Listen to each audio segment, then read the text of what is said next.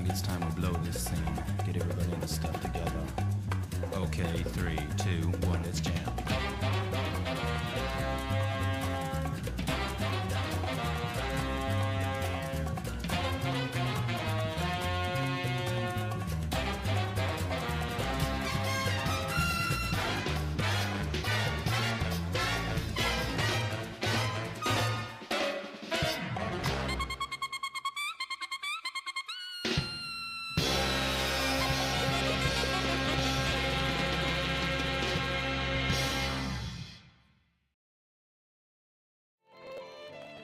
What's good there, gamers? What's poppin'? Welcome back to another WASD Wednesday night Granblue, hanging out here on the mic. My name is Jtsu, and I'm hanging out with the homie Lasergician once again. Brother, it's been a little while, but how have you been?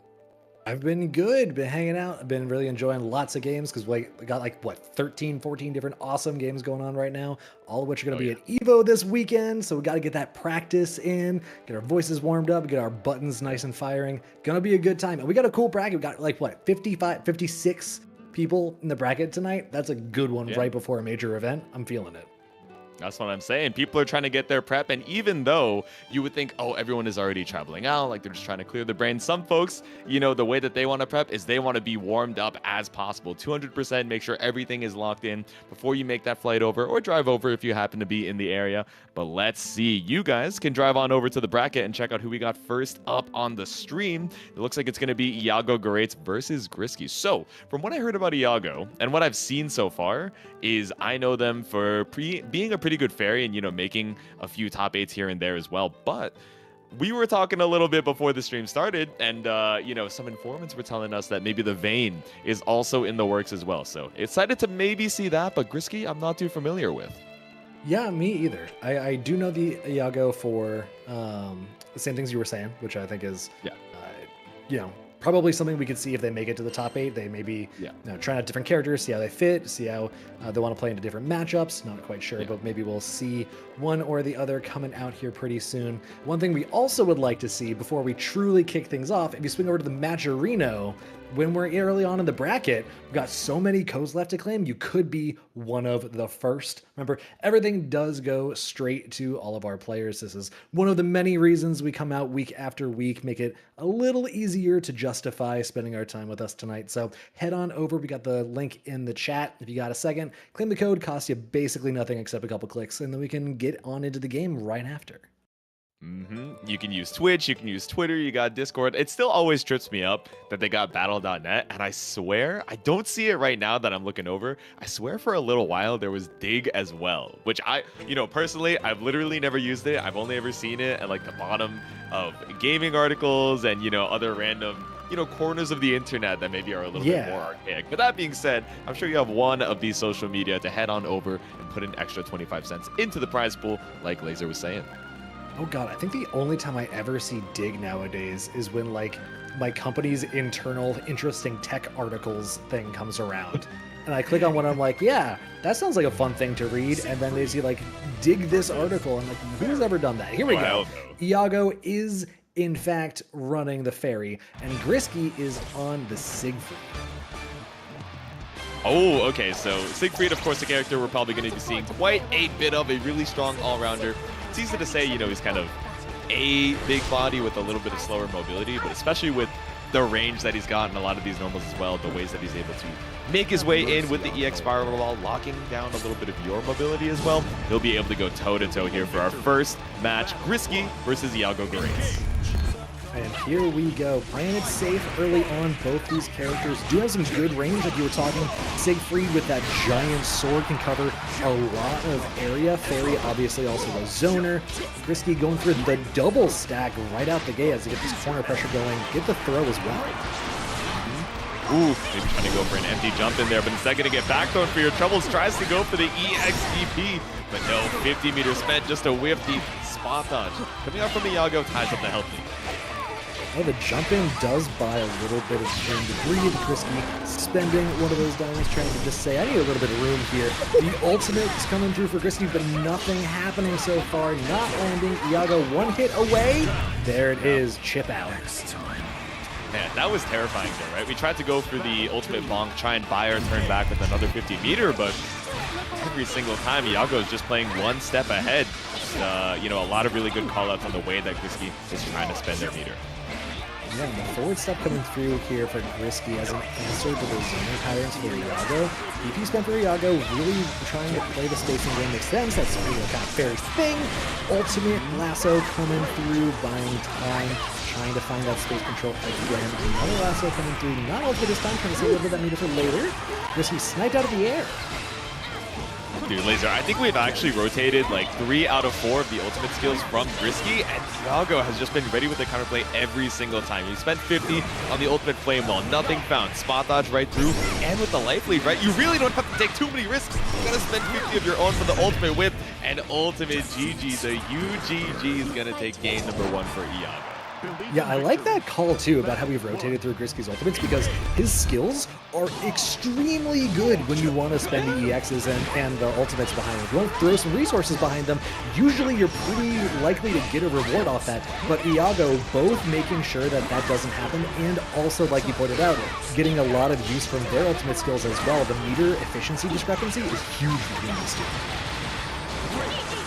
The health efficiency definitely working out in Iago's favor once again. Grisky already down 50%. Oh, and we're still able to get a spot dodge. I thought that was going to catch out the GG toss. Yeah, me too, because it's such a quickly moving projectile, and the SBA answer to try and fight off the flame wall coming through also catches Grisky trying to jump. This conversion might not be enough, but the overhead when we go jumping is going to close the round out for Iago. 3 straight. Bro, that was nasty. We sent out the SBA. Not only did it clash with the wall, stopping it in its place, it also gave you the opportunity for the instant overhead. And then just doing it one more time off of the GG set. Now we just need one more round for Iago to move on 2-0. We got the GG behind you. Double 2U, bro. Oh my god, is this Nier gameplay? Is this budget? Is this Nier at home? Hell? Yeah, Nier at home with a little bit more range. Actually, I don't know. There's a lot of range on death. I gotta be 100%, but a lot of range on the J. And quick little pickup here for Iago. Oh, the flame wall spot dodged again. Iago is so heads up. It makes sense. Grisky, like, that's a pretty standard tool you'd want to use in that situation as a way to try and challenge the space control and follow behind just to close the distance a little bit. Look, right there, we saw the dash forward into a quick block because Iago again finding the spot dodge. Grisky, I like the approach, just not really making anything happen. Here we go, though. The EXDP could start something. First EXDPs that's worked, but immediately just gonna walk up, delay firewall right in your face, maybe catch out a fuzzy tech timing, but you see it's not quite gonna put you in chip range, but now the GG does. We're gonna do it one more time. You saw the blue flash. You thought it was gonna be the whip, but instead the ultimate GG seals out the job. That's 2-0 for Iago. I know if nobody's got me, I know GG's got me, says Iago. Mm-hmm. And, you know, I really think it was interesting how the ultimate skill disparity between these two in terms of their usage was so big. Like, and we saw Grisky was trying to go for a lot of the same counterplay as Iago, right? Using the forward steps, using the spot dodges to try and be the counterplay to these long range tools so that Grisky can get, like, he wants to play like one range band closer than a Ferry does, right? You have a lot of range, just not quite the same amount. And it was interesting just seeing that, like, timing and reads is really what it came down to in terms of what made the difference. Yeah, it's, you know, it is definitely tricky. I think Ferry, one of these characters that was super prominent back in the vanilla version of the game, right? We saw so many, you know, players rocking her. We were like, oh, she's the set play, rush down zone. Right. Like, if you were talking about Batista and you were talking about like vanilla Ferry, I feel like a lot of people would get tripped up, right? But, you know, going into Rising, where a lot of people, you know, thought she, you know, generally agreed that she got a little bit power cut, like, oh man, her ultimate skills aren't crazy neutral skips to, you know, set up into evil 50-50. You know, her 6XL is all right. And then people realize, like, one, the 6XL on Ferry is actually pretty good.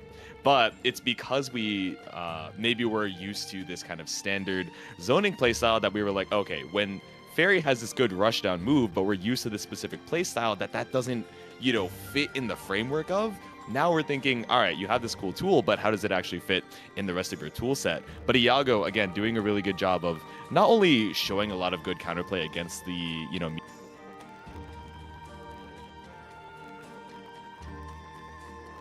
was really, really strong there, especially because your skills all coalesce into the same game plan, right?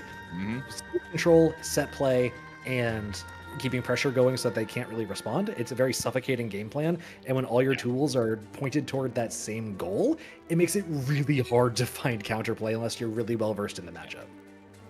Yeah, exactly. And, another thing, right? We see Ferry somewhat, right? Of course, a lot of us think of Beepa, showing up and having these really good tournament results as well. But as far as, just running into a lot of Ferries online or, even in some of these net play bracket situations, a relatively rare pick that, like you're saying, right, is hard to get a lot of, deep matchup experience. Good reps on, yeah. Exactly, yeah. Well, here we go.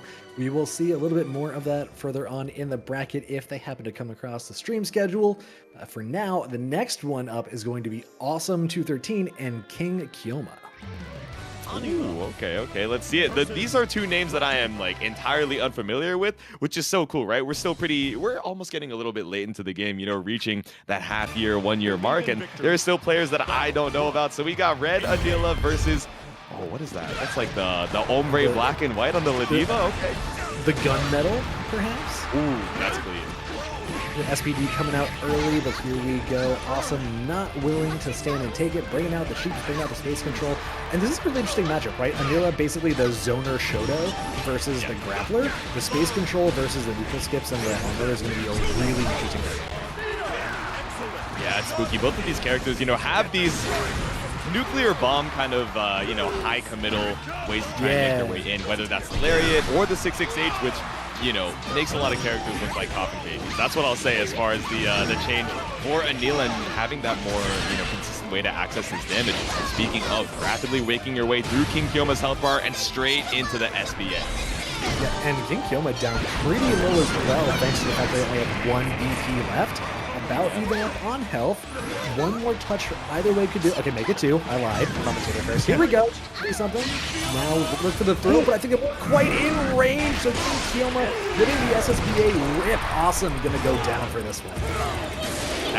That's a heartbreaker for Awesome because you were like, okay, I just need this one more touch. You get a like confirm. You're like, all right, one more hit. Not the worst thing in the world, right? I have you up against the corner, and I have really good buttons to try and play this Granblue zone. You try and go for the hard read spot dodge to try and avoid that grab. Not only did it not come out, you got caught on the recovery for it as well. So down around here, trying to make it back up, but 2U on the wake up. That's the Ladvia class. And we got the headbutts coming in. The corner carry as much as a grappler can. Ferry coming through the 6-6Ls and the SPD follow up. King Kyouma in real good control of the matchup. Awesome does have plenty of meter to work with, but are they going to get a chance to use it? I don't know, hard to say. The Raging Strike, close 8 straight into the SBA. Honestly, I thought you'd get a little bit of slipper, and then I gave up hope, and now all of a sudden you are still alive, but and you're 1 hit away from chip damage being a factor, but of course Ladvia, not the best character to try and go for those chip out kills. Awesome, still on the board. No! The 5U, sent the Ladvia straight out of the screen. You hate to see it. Absolutely tragic. Someone here trying to stay vegetarian, not interested in the sheep tonight. We'll see what's going to go on with this matchup where I think we're going to get a little bit of a TO intervention, perhaps. Maybe there's something in the Discord server, which, by the way, if you're not a member of, head on over WazDgaming.gg Discord server. It's a whole bunch of fun. We got a lot of good people in there. You can get all your tournament organizational needs met and find out all of our events are coming up. But yeah, we'll see what's going on when we get an update from the back end. In the meantime, we do also still have that Matcherino. It's been a little bit, not too long, but a bit. How we doing? Okay, 37 codes, 13 codes in about 13 minutes. That's not bad.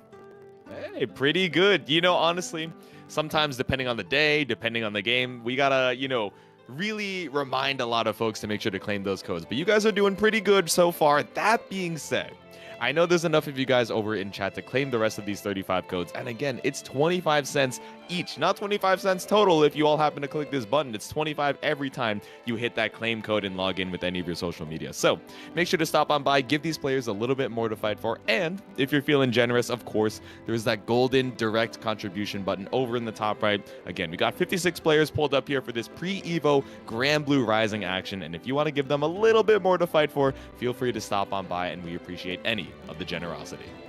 Hell yeah, you can see our goals there for the prize pool. First goal at $50. We'll keep an eye on that as the night goes on.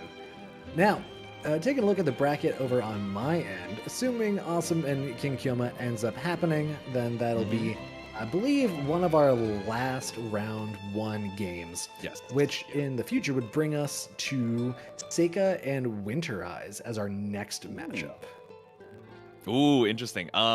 Seika, I have definitely seen around, but off of the top of my head, I'm forgetting who they happen to play. The first, okay, between you and me, Laser, I'm just gonna mute to the chat real quick. Guys, you're not hearing anything right now. I was gonna say, I thought I saw Seika playing Nier, but I feel like if I accuse someone of wrongly playing Nier, they are going to get me on the timeline. So, just don't. And to be tell fair, anyone. No, it would be deserved. Oh God, no, I was right. tragedy. I mean, wait, I'm excited to see the Nier. Don't get me wrong. That being said, it's a good thing I didn't say that your ass, before man. This J2 guys had it too good for too. I'm trying to remember for whatever reason, it was like a random Wednesday at work, and I just get a notification, and it's Rurik, and he tweets, J2's had it too good for too long. And someone's like, what did J2 do? Like, is it... He knows what he did. Is there receipts? Yeah, it was he knows what he did. I was like, what did I do? It's like... And then he sends over this cat with a raised eyebrow gif. I was like, I understand. I will repay for my sins. I don't know what the sins are, but I will repay for my sins. This guy's Twitter meme trolling game is in fact quite strong. If they ever block photop.com at work, I'm so cooked. Like, my content is going to dry up. The pipeline is going to be it's going to be clogged. And yeah, we are, again, thank you guys for your patience. We have Awesome and Kyouma trying to figure out what's going on right now. We did see Kyouma DC from the lobby, but man, the round was so close. But until it says that victory over at the end of the screen, it's hard to say what exactly is going to be happening. But of course, there is a good amount of storms and typhoon warnings going on, especially across the East Coast. So maybe something that is going to be a factor here. But Awesome is going to take the round for the DC. We're going to be heading back into it. Awesome versus King Kyouma. Again, thank you everyone for your patience. Yeah, really appreciate it. But we're going to get back into it here with the Anila versus the Ladvia. Awesome with that round, of course, on the Anila. So we're going to see if there are any adaptations coming through that had a chance to think it over.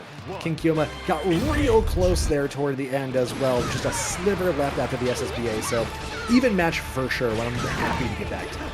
We'll get the scores updated in just a second. Yep. Ooh. All right, finds a hit here for King Kyouma. Yeah, before the little break, there was really running away with a lot of this momentum, right? Awesome.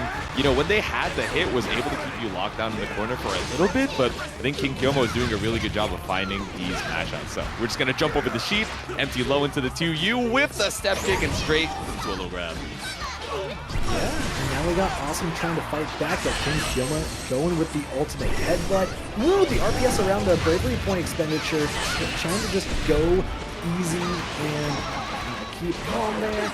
Awesome taking the opportunity to attack back. Sheep's coming through, keeping the corner pressure going. King Kyouma trying to jump over the fireballs. Not too much happening yet though, just back to neutral. Ultimate lariat coming through, and we catch Awesome pressing, so King Kyouma takes the round. Go. Oh no, tragedy strikes again. Okay, match ended. So if I'm not mistaken on the ruling, what we're trying to go for here is we took the round because of the DC earlier in that first game. When King Kyouma was up around, the game. I understand. Yeah, so technically, on rounds, we're playing for third round of that first game. So assuming I'm understanding correctly, which I've made a mistake here and there on the commentary microphone. So Imp is welcome to chime in and be like, J2, you're spreading misinformation on the mic again. But I do believe we were playing for round number 3, and now King Kyouma is up 1 round, and we're just backing out and heading back into the game so that we can head on into game number 2. Yeah, just trying to find out exactly what might be the cause of these disconnects. A little bit of internet-related turbulence on the lobby today. Trying to do our best to keep things as stable as we can. See what we can do. In the meantime, looking again at the bracket, we got a couple of our round 2 games going through. Lucian, who you may know from Guilty Gear Strive, going down to nothing 0-2. Uber Cheesecake also going down to Professor Necotech. 2 names we've had here in WASD brackets very often. Yes. What else we got? Kamome, who I want to call out specifically because both Imp and I got debated thinking it was Kimone, because that would be the funniest thing in the world. He was like, yeah. You know what I'm going to do the Wednesday before Evo? That guy's bracket. Absolutely. So we were thinking the about funniest thing is that he's also flying to Las Vegas for Japanese commentary, which, you know, I think we can reasonably assume that Kimone is doing Uni 2 commentary. That but like, feels reasonable. if he got to Las Vegas, or even more funny, if he was in the air, on the airplane Wi-Fi, flying straight out of Narita, and all of a sudden he's like, you know, this WASD bracket looks pretty good. Oh, I guess they're not running Uni today. I'll play a little bit of Granblue. Like, what's the worst that could happen? Even better, he decides to embrace the meme. He's like, you know, maybe the Melty players have an idea behind them. Goes to his hotel bathroom, boots up Granblue, and is like, all right, time to game. Let's rock. If he brought the Ethernet cable over to the bathroom, that'd be kind of awesome. I'm not gonna lie to you. Like, he just has it in the suitcase, like at all times, ready to game. I do have a quick update. Okay. It's not Granblue. It is Steam that is exploding for some people. So people are just getting completely logged out of Steam. So I'm assuming that one or multiple of their servers is maybe hit by some of the storms in the Northeast. I figure, yeah. So until they kind of roll through, we may or may not just have a few disconnects here or there. Okay. Yeah, so let us know if we're going to be going on into that next game. But speaking of rolling through, before we forget, of course, we got the big raid from Brick720YT. What's good there, gamers? Stopping on by with the 35. You are just in time. You know, we're back out to the lobby to try and figure out a DC connection real quick, but we'll be right back into some Granblue action in just a sec. Master rank Yapper. What character do you play while you're yapping? The people want to know. The people gotta know. What a title. Master rank. Damn, man's not playing. He's the masterful yapper. He's put all of his skill points into yap. Well, I mean, if you're master rank, you know, surely you haven't put all of your skill points into yapping, but clearly if you... Ooh, Ladvia! All right, that's pretty sick. All right. I feel that. I'm a fan. We just had a Ladvia on stream. Hopefully back to the stream as well. Yep, going up against the Anila to match up with your little guy emote, because that is the cutest thing ever, just like sheep. Oh, that goes hard. I'm not going to lie. Yeah. This little dude. I thought it was a capybara for a second. Well, actually, I think it is. I think it is. I'm just, like fuzzy creature for fuzzy creature. Yeah. That's what I'm saying. I saw the little the ombre paws, and I was like, wait, you know, maybe I'm spitting after all. I think for me, it's the little jowl cheeks that really sell it as a capybara. Because I was like, prairie dog? No, they're a little rounder up here, not down here. Exactly. Yeah. I was gonna call them bulbous. That feels, you know, I think by dictionary definition, bulbous. Like technically, is like, you know, it's like a neutral term, right? But I feel like the connotation using that against a or to describe a living thing, just it feels wrong. And capybaras are too cute. It feels like a wrong word to use. Yeah, it's like bulbous parentheses encouraging. Affectionate, encouraging. Yeah, they are some chubby. I should have just said chubby the whole That's time. the word. We found it. We just needed to yap a little bit before we got to optimal yappage. Exactly. They are some chubby fellas. Nothing. Also, like you know. on. Okay. Who are we headed on to see next, Laser? Next is going to be Seika going up against Wynterise. We had them queued up a little bit earlier. We talked about how Seika have been rocking the Nier. Wynterise, I know the name. I think they've been on WASD before, but I do not remember their character. I want to say they were playing Grimnir, but I might just be spreading misinformation. Okay. You know, Wynterise, I could kind of see it, you know. Cold Air, Master of the Air, the Wind Mage pulling out. All right, never mind. It's Charlotta. I was entirely incorrect. My fault. Totally wrong. we just like swinging away. Wait, maybe. Ooh, okay. So you're saying there's a chance. That is what I'm saying with a raised eyebrow emoji. A new, you know, trying to give us a little bit of that lore here. But as we head on into that next match, we will find it out. Of course, we have a little bit of downtime before we load on in, so we can stop by that match arena, claim a few codes while we're waiting. Oh, Winter is new to WASD. Okay. All right. Oh, I might be thinking of Winters who goes to my locals. That may be why I'm getting things mixed. True. Like Ferry Winter, I think, in particular. I think they play Ferry Batista, if I'm not mistaken. I don't know if they still play Ferry, though, because I know we were yapping last WASD. It was like, I don't know if this Ferry champion is the one for me. I'm like, you're just waiting until she's broken again, aren't you? He's like, yeah. I mean, I'm not going to say I'm not. They play Zoe. Okay. Oh, right. At least they played Zoe versus me. Okay, yeah. I mean, I think we'll take that. It did mention Zoe, yeah. All right, Cheesecake, if they're not playing Zoe, then your scouting report is wrong, and you have to spend all your channel points on something. We'll figure out later. JC, time to start thinking. Yeah, I'm thinking. What can you do with channel points? I mean, for the low cost of 0 channel points, you can stop by the Matcherino, claim your code, and also stop by the WASD merch store and get a little something for yourself. We have the new Melty 2v2 designs as well, courtesy of Rice Air, who is, so graciously allowing us to make some merchandise of the products. And man, it's a pretty sick design. I gotta say, you guys gotta check it out yourself. It does. That is absolutely true. Yeah. Oh, they said they weren't feeling fair. Oh, we really do have the scouting report. See, this is what I am. I am only a single man. I'm only a single average height man. I can't see across the horizon like everybody, so I gotta, expand the network and figure out, get these scouting reports to make sure that I keep up with the scene. What you lack in verticality, you make up for in perception. That's why we're out here. I thought you were gonna say the horizontality. I was like, I suppose by extension of other people, we are everyone that we know and interact with in a way. We are a mosaic of those we surround ourselves with. That being said, I've been watching a little bit too much. We got poetic JC. I gotta stop making everything. I gotta stop making everything a bit, man. This NL infecting my YouTube algorithm has made every opportunity that I have to yap a desperate plea for +2s. I gotta uninstall. I find no problem with this whatsoever. Your yapping is a legendary status right now. We are quickly approaching nuclear yappage. We got a little bit more time before this match kicks off. Thank you guys so very much for your patience. We really appreciate it.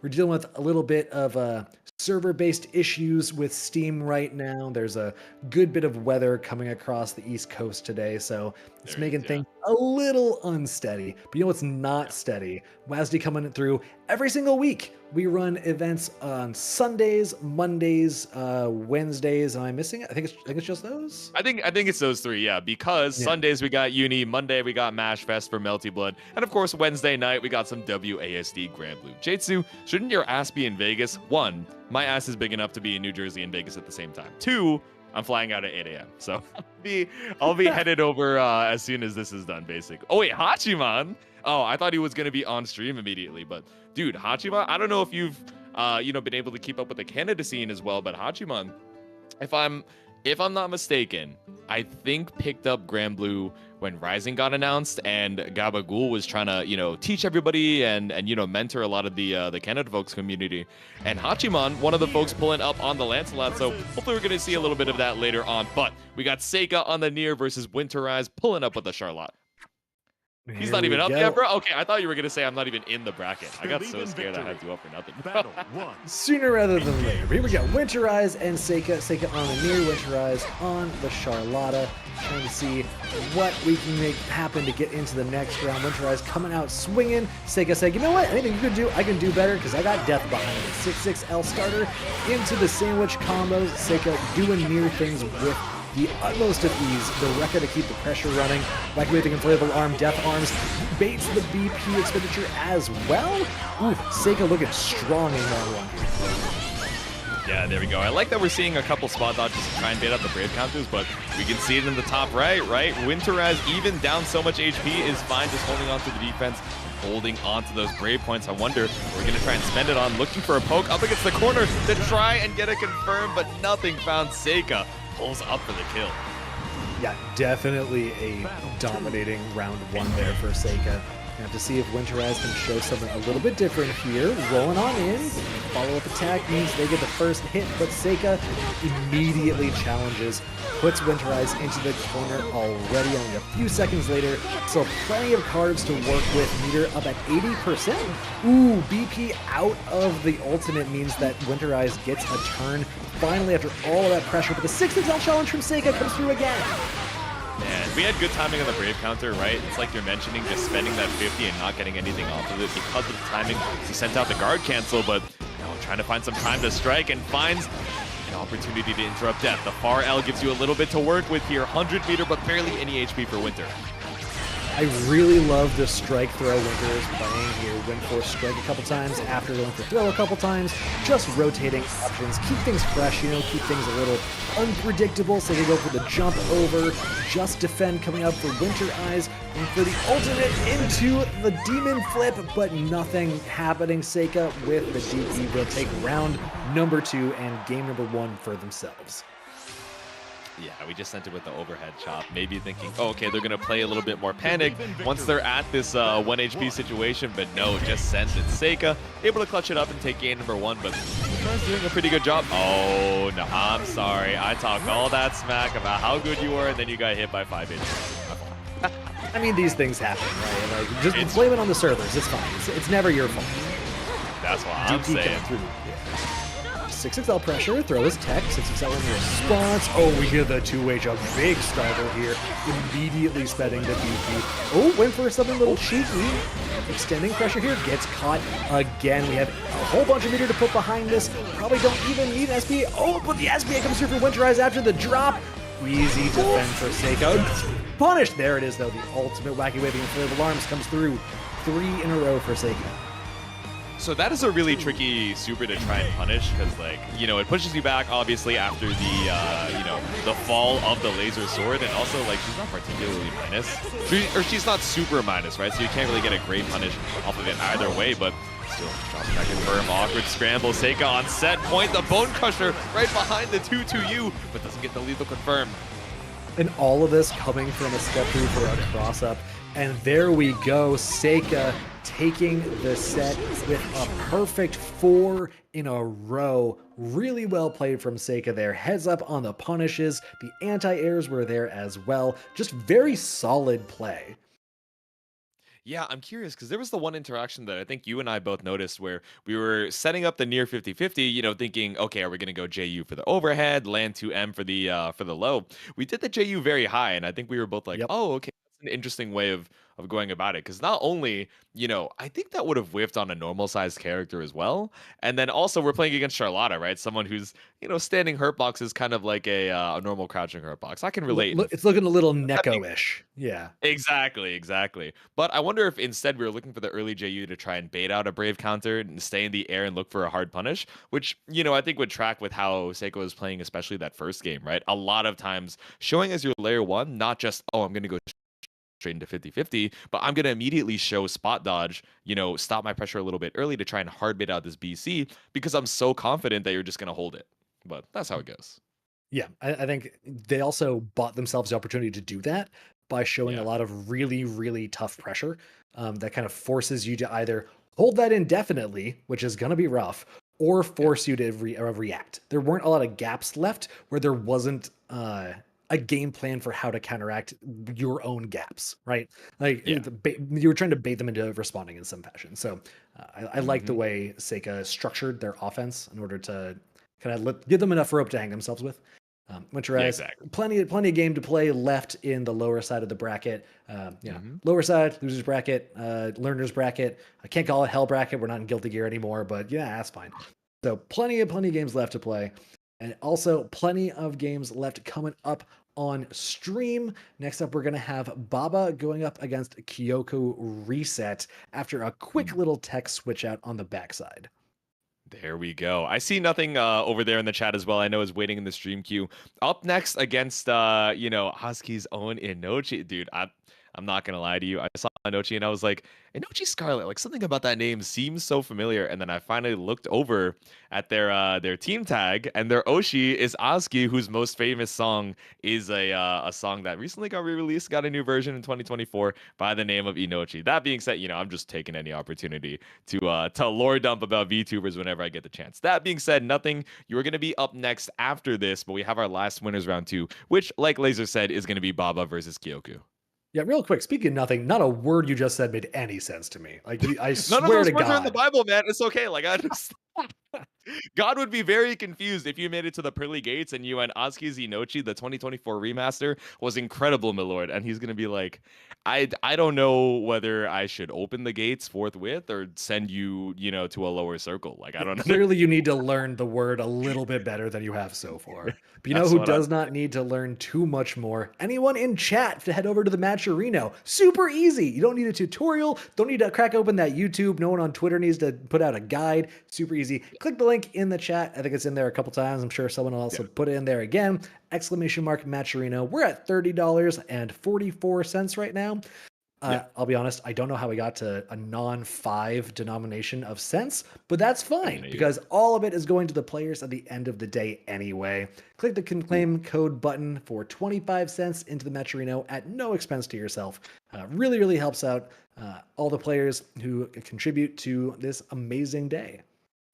Yeah, so it's a good thing you mentioned that because I realized that I have not been keeping up with the Matcherino over to the side. So catching up on a couple direct contributions, we got Miss Mika Missile herself. We got $1.69 from Mika Chan Typhoon, and the only message, of course, being XD. We got a solid $2 from Jack Ward and a big $20 as well from what is this? One Insa. Okay, thank you very much for the generosity. If I'm pronouncing your tag wrong, feel free to let me know. That being said, we appreciate the direct contribution.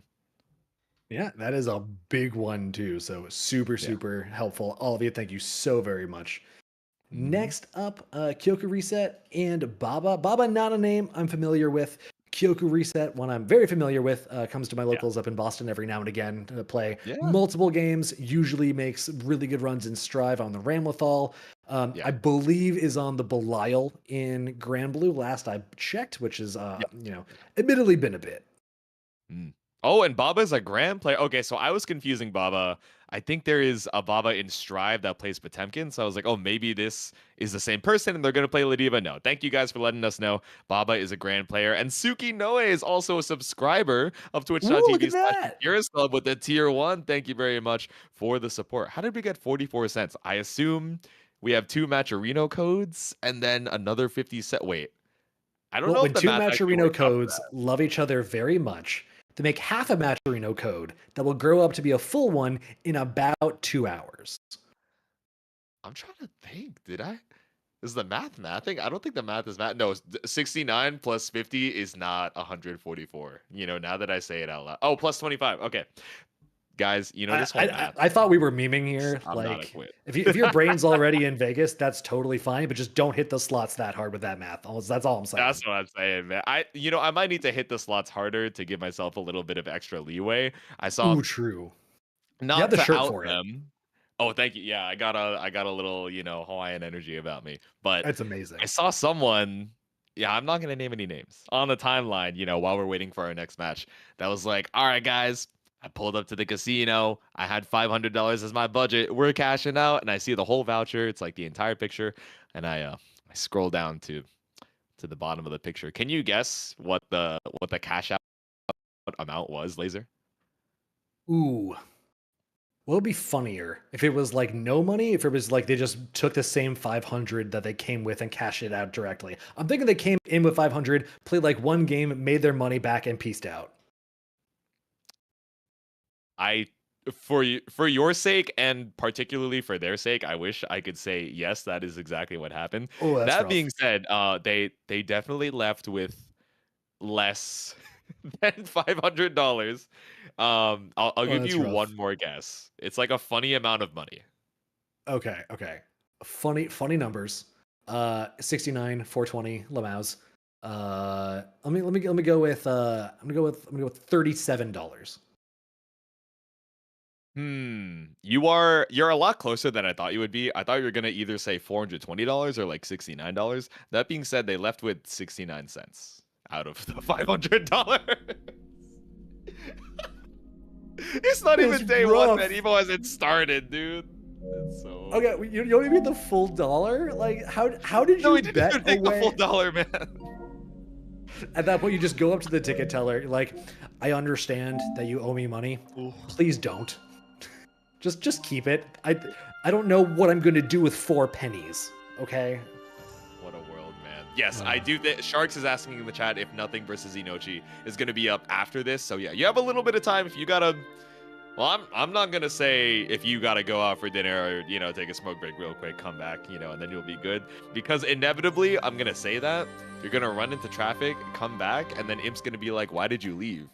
And you're gonna have to be like, "Well, Jesu told me that you got with the big ass head taking up half my screen told me that I would be good to go get a pizza down the road."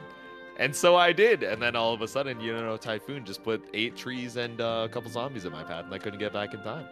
Maybe go with the DoorDash, the Grubhub, the Uber Eats pizza. Perhaps. Not saying don't eat pizza. It's a time-honored tradition. Video games, pizza, Mountain Dew, classic. However, all I'm saying is do responsibly. That's what I'm saying. Oh, man. What did I see? I saw a tweet recently that was like, you're, what's it called? Call of Duty just released. You have a full. Oh my God! Yeah. You have a liter or a 2-liter Mountain Dew. You're in your living room.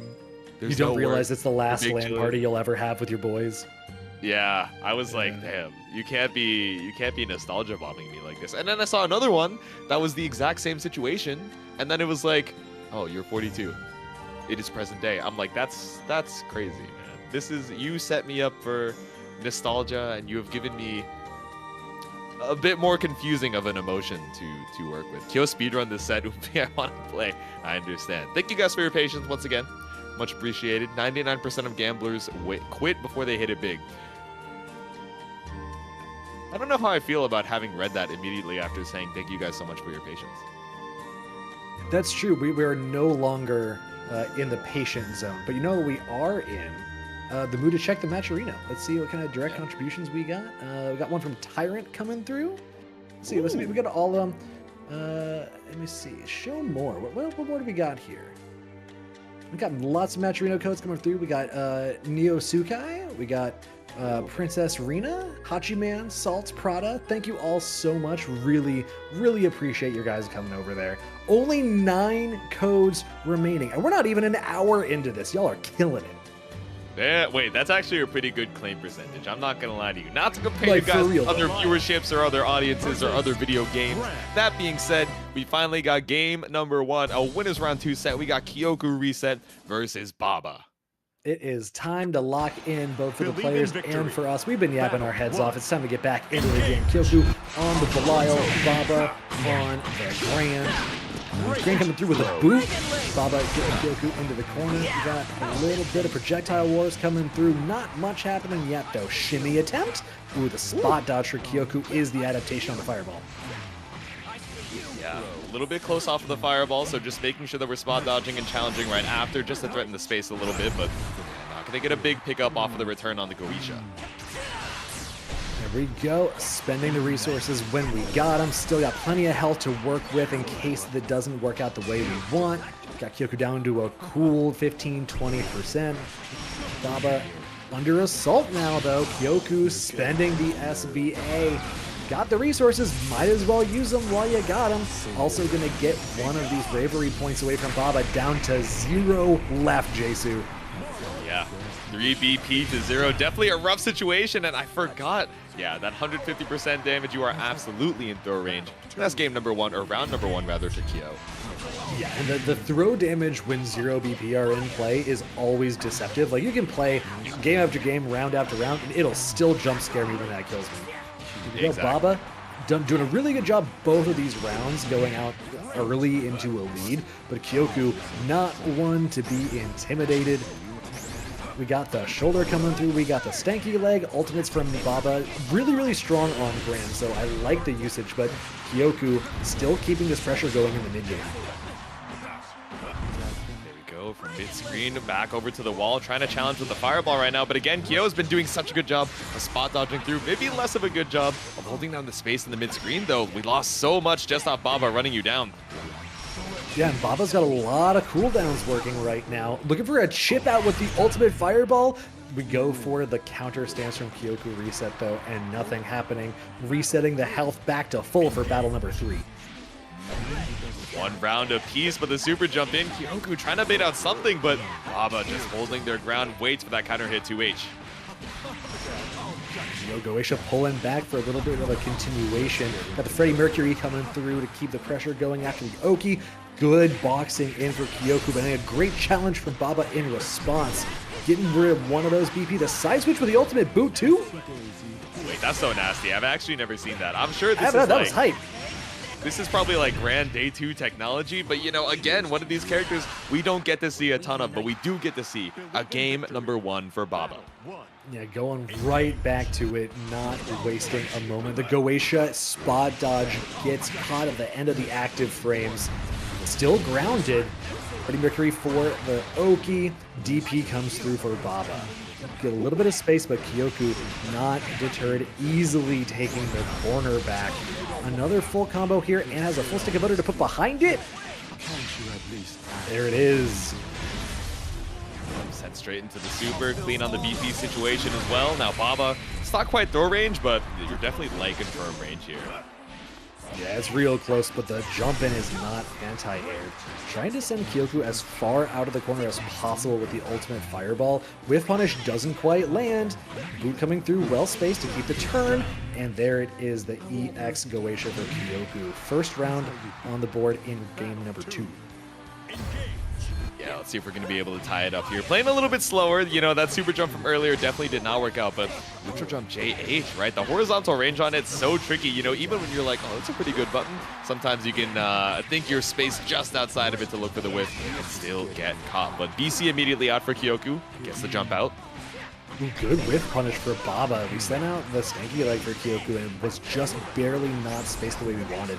Good air down momentum alteration for Kyoku, stalling in the air to bait out the anti-air attempt. Now we got the SBA coming through as well, carrying Baba into the corner, looking strong here in game number 2. Yeah, one more hit away from tying it back up. You got all the BP in the world. Waiting for that meteor to come up though. Empty jump throw. We're taking the second throw. Spot dodge on the ultimate fireball. We're in throw range, but couldn't quite find it out of space just barely. Kyoku now needs to keep this going as hard as they can, but no. Trying to close it out with a tick throw. Baba not flinching. Takes around. Now they're on set point. Still alive. One more round away from sealing it out clean. Kyoku trying to hold on in the fireball war, but instead we go for the spot dodge. 6XL. Baba playing a little bit more spaced out off of the fireballs. Knows that Kyoku has those, but has the drop as well in the corner. BC to escape. Well, we're spending BCs everywhere. They're burning a hole in our pockets. Kyoku down to just 1. Baba still got 2, but Kyoku looking a little rough on the life side. Now we got 1 apiece. Baba using it just to keep tempo, try and keep the corner control. Boxing in here. Kyoku's been very active on defense in the corner. The ultimate fireball goes straight under Kyoku, and Baba keeps the turn running. Ooh, Jason is on a razor's edge here with no BP left for either one of them, really. Yeah, this is terrifying, right? This swings so heavily into Kyoku's favor. You have the meter advantage for sure, but still the pull-up DP. Spend the 50 to get that extra damage, and Baba sends Kyoku down into the loser's side. Yeah, we had allegations of washedness coming out for Kyoku upon themselves, so it's okay. Maybe a little bit of redemption awaiting them in the lower side of the bracket. A good match. That was a lot of fun. Trying to keep things moving because we got some serious requests to get nothing versus Inochi going on. Yeah, let's see it. So this is going to be Ladvia versus Nier. Little grappler action versus the puppet. This is going to be, you know, I'm inclined to say, oh, this is going to be tricky for you to make your way on in, but you guys can make your way on over to the Matcherino, who just dropped that 200. Give them a little shout out here, Laser, for the generosity. Kazunkai coming through with the 200 big ones on the direct donation. My God, someone really pulling up today, supporting the scene, trying to make what we do here at WASD Open number 28 for Granblue. Truly the best in the series so far. Cannot thank you enough. That is incredibly generous of you. Thank you. That's insane. It got me pogging over here. Yeah, you know, even they're saying it over in the chat, Big Evo Buckaroos. That's Evo registration right there, and you're putting it into the WASD prize pool. Some of these gamers, I'm sure, are prepping before they happen to leave before Evo. Some of them staying home for a little bit, saving a little bit of cash, but now there's even more money on the line for y'all to fight for. So I'm sure that, you know, lights a little bit of fire here as we head into our next match. Again, nothing versus Inochi. Yeah, the Ladvia going up against the Nier, a match we've seen plenty of times. Two characters that have very ardent fan bases for very different reasons. Yeah, very strong versus very personable, very charismatic, very identifiable for a lot of people. And also grapplers always have a whole lot of fans coming through. So I really like this matchup just because of like what it represents socially. On the battlefield, a little bit of something going on between these two in terms of disparity. A very, very strong character, and Ladvia has tools to fight back, but it can be an uphill battle on occasion. Sorry, I got stun locked looking over at the chat. Kazunkai saying it was supposed to be 400, but something ended up messing up. Maybe, you know, Matcherino was like, are you sure about this? But that being said, Kazu, you good? No to generosity, but you know, either way, whether it's 200 or 400, we really appreciate the generosity. And of course, everybody who's claimed their codes and also sent in their own direct contributions. Don't think we forgot about you as well. Couldn't make it to this 235 without you guys, but without spending any extra money, there are still 3 codes left. And if we want to claim those before we head into our next match, hey, feel free to. And also, thinking about this next match, right? We talked about, you know, nothing versus Inochi. This is going to be Ladvia versus Nier, a matchup that we see relatively often. I think, you know, kind of on different sides of the perceived power spectrum, right? You know, especially as far as mobility goes and where you're able to threaten on the screen a little bit safely. You know, going into it, I'm thinking, because I think there are some very distinct play styles as far as Niers go. You know, we think about Zippy, someone who is very much, you know, keep things simple, put a lot of points into turtling on defense and finding these, you know, guaranteed or smart places to challenge and try and make my way through and kill you in 2.5 hits. Then we think about players like May Jumpy and Elsa who lean a little bit more into these setups. So I'm excited to see on which part of the spectrum Inochi ends up landing, you know, on the more technical side or on the more knocking on your doors until you're dead. We got nothing versus Inochi for a winner's round 3.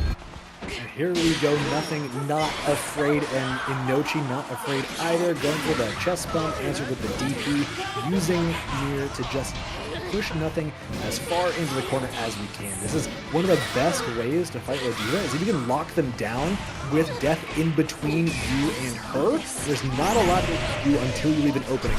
Nothing went for that opening as soon as they saw it, but Inochi not afraid, gets the pressure back yet again.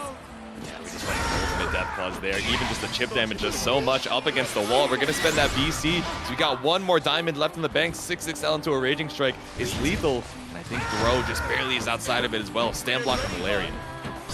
Lariat to force their way in. Head block, but to try and keep the pressure going. Ultimate Lariat is not enough. Inochi taking round number 1.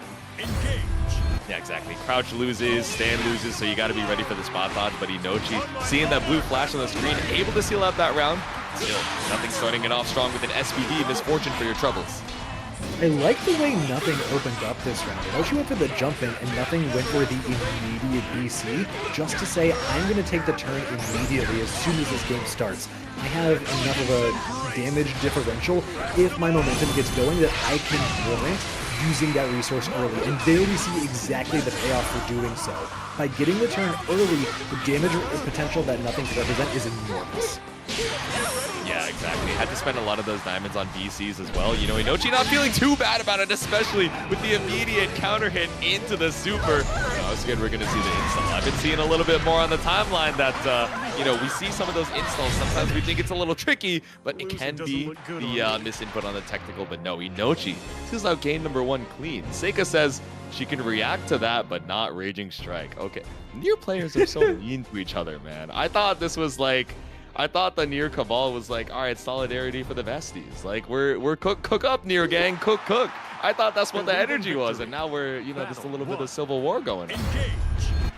There is trouble brewing at home. Nier and her puppet, maybe not necessarily in sync across players, but definitely in sync on the screen.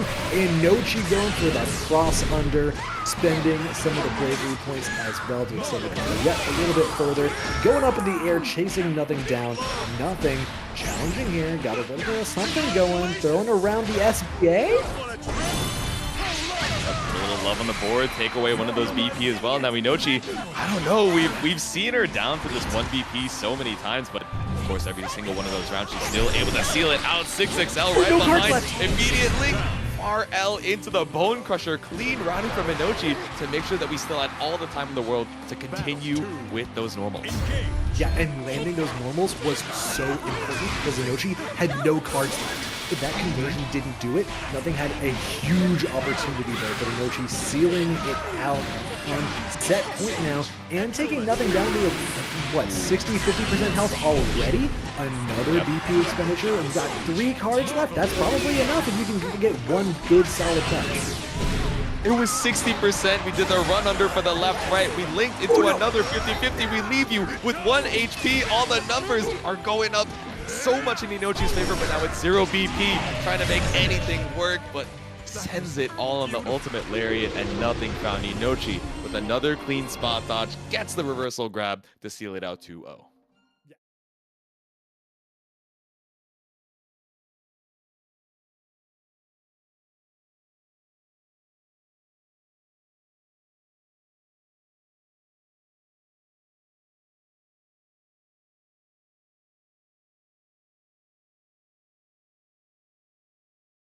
Close out the round with the throw. I really, really love the way that sequence was structured.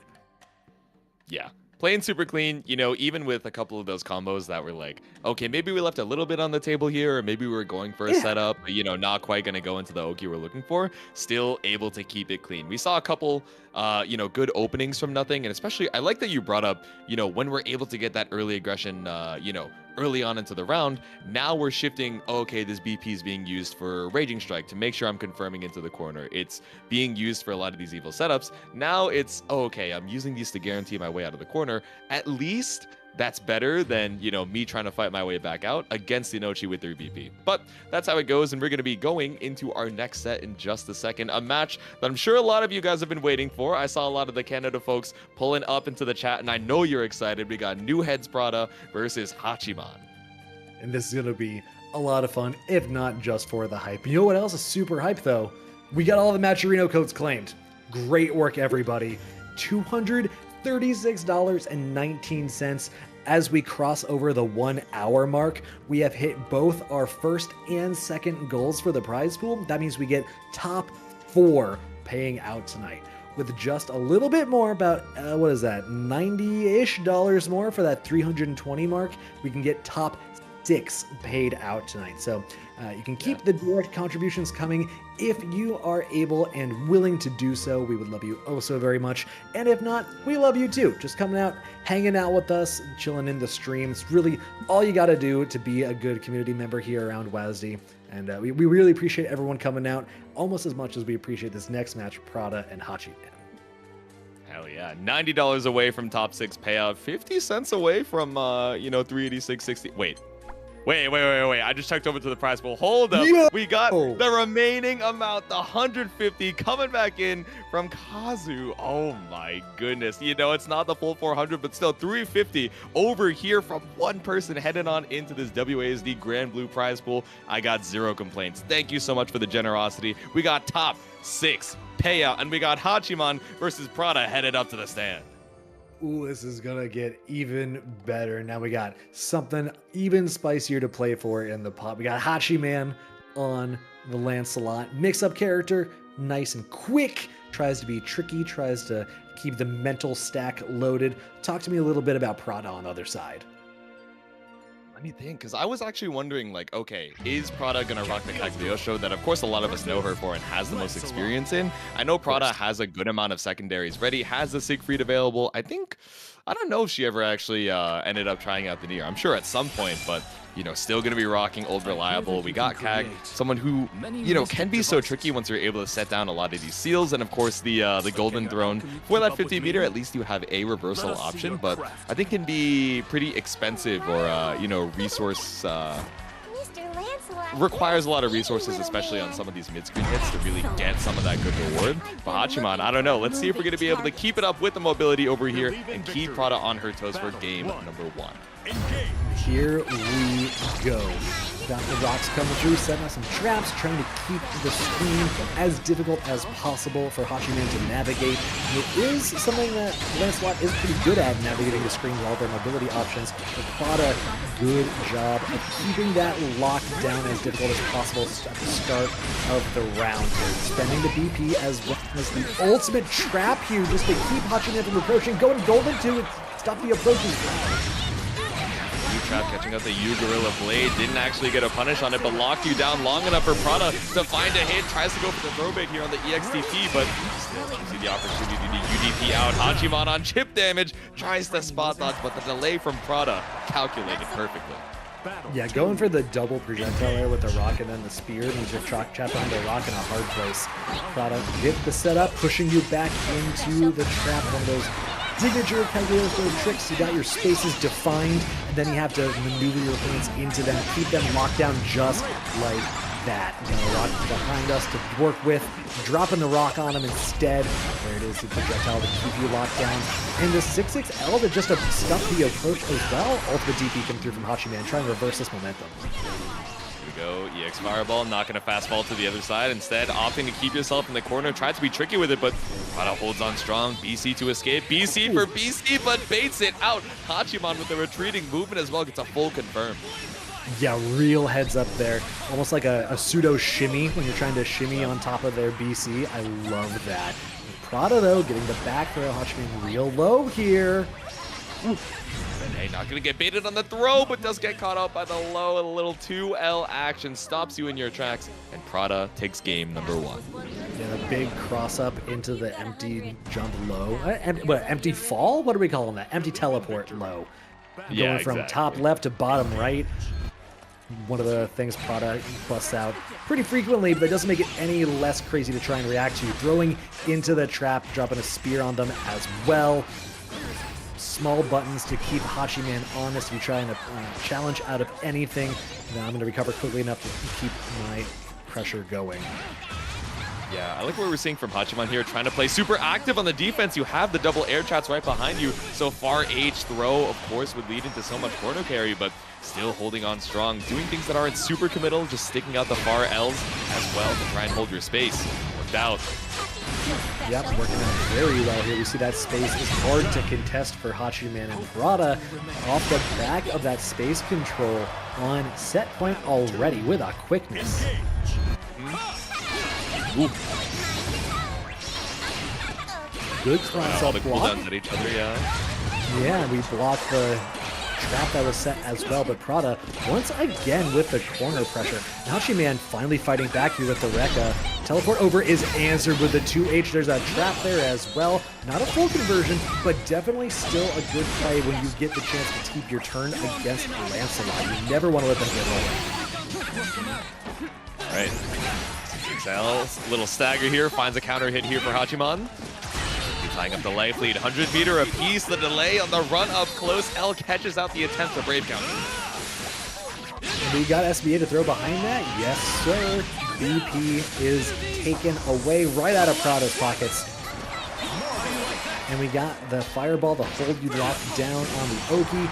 Throw comes through, one more touch for Hachiman. Throw is teched.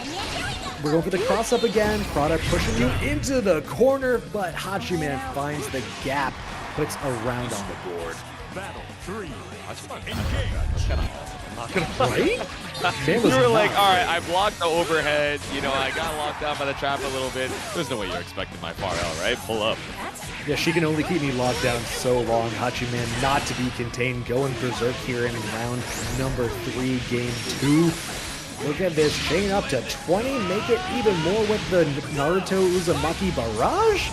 Hachiman looking alive here in this set. Prada down in that danger zone where one more BP expenditure could mean you're in throw danger range, but not too big a deal while you're on the offensive.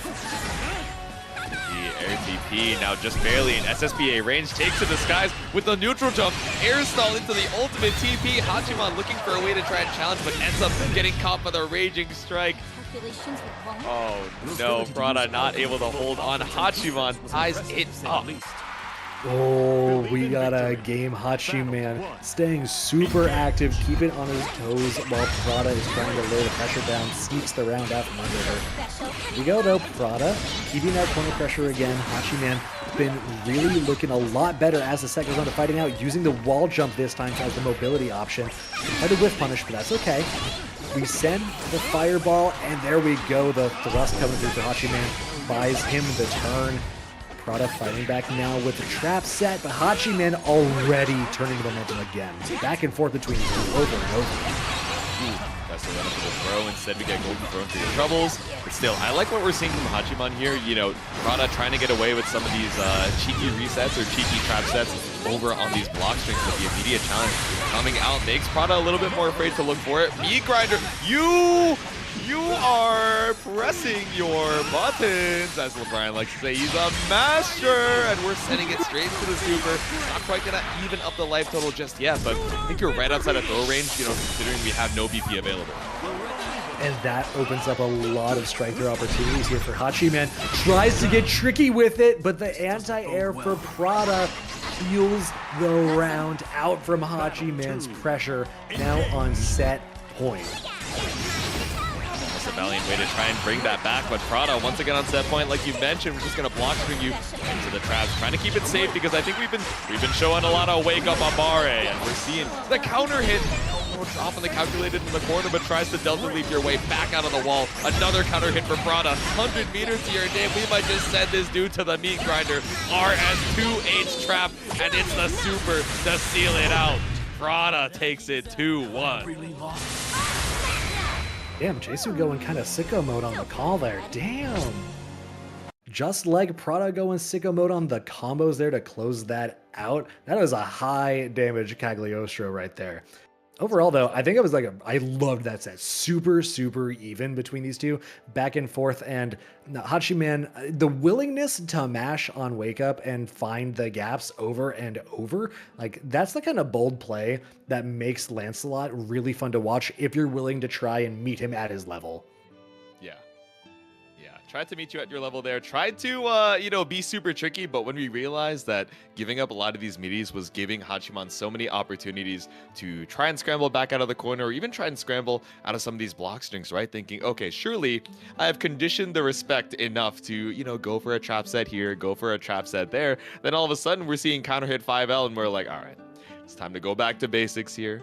Control the beast. We can't blame the beast anymore, but we can blame the wake up 5Ls, which were working again for game 1 and game 2. But Prada really able to lock in, get a lot out of these counter hits as well. I feel so bad. There was the one round where I was like, he's a masher, but I can say that because he's gonna win the round and it's gonna be affectionate, and then he ended up dropping the round. I was like, oh no, I gotta clear this this clip from the mind of the collective conscious.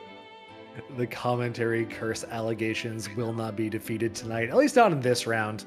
Yeah. We do have, you know, the weather patterns are a little off, right? The vibes tonight are we're still correcting some weather-based vibes. So, you know, maybe like one good solid curse is all we need to get back on track.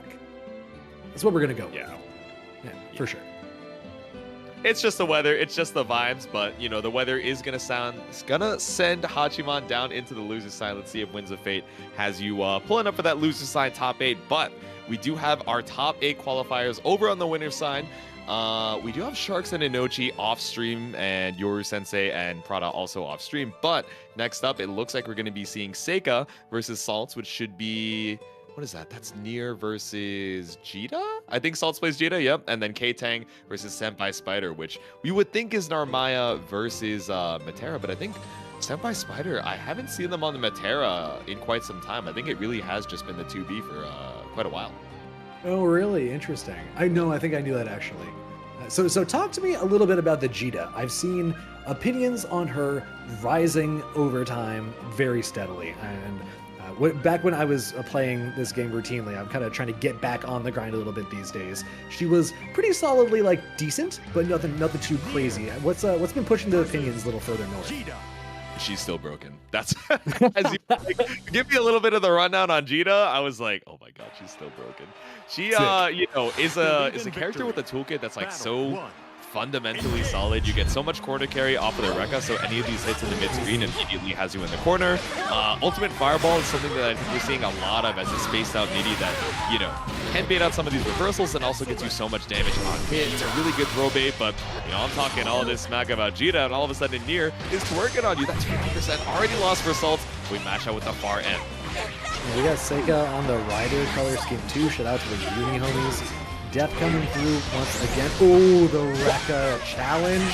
Are you kidding me? And Salt's gonna convert this into some big damage. Only one BP left on the back of this. Seika has 100 meter just about there. It is built it off the back of getting hit by the SBA, so might be able to make something happen with just one touch. No, we're using the ultimate skills instead. Send it with the ultimate death clause here. That's gonna save you. Still, you got 3 BP left in the tank, but you don't want to get baited out in the BC. We're just going to send it. Try to hold on. 100 meter available for Seika, but you're outside of parry range. Now the SSBA available. Knocking on the door, and we throw. Knows that Seika might be looking for it, and Saltz takes round number 1. I'm still thinking about how we got the reversal, the Abari Rekka. I have to imagine we were looking for DP, and then as Seika crossed over, it crossed up the input, and then we got anti-air Rekka. So if you guys want to clip that, let me know, because I want to see that one more time, but number 2, Seika trying to hold on, spending all the stocks we can.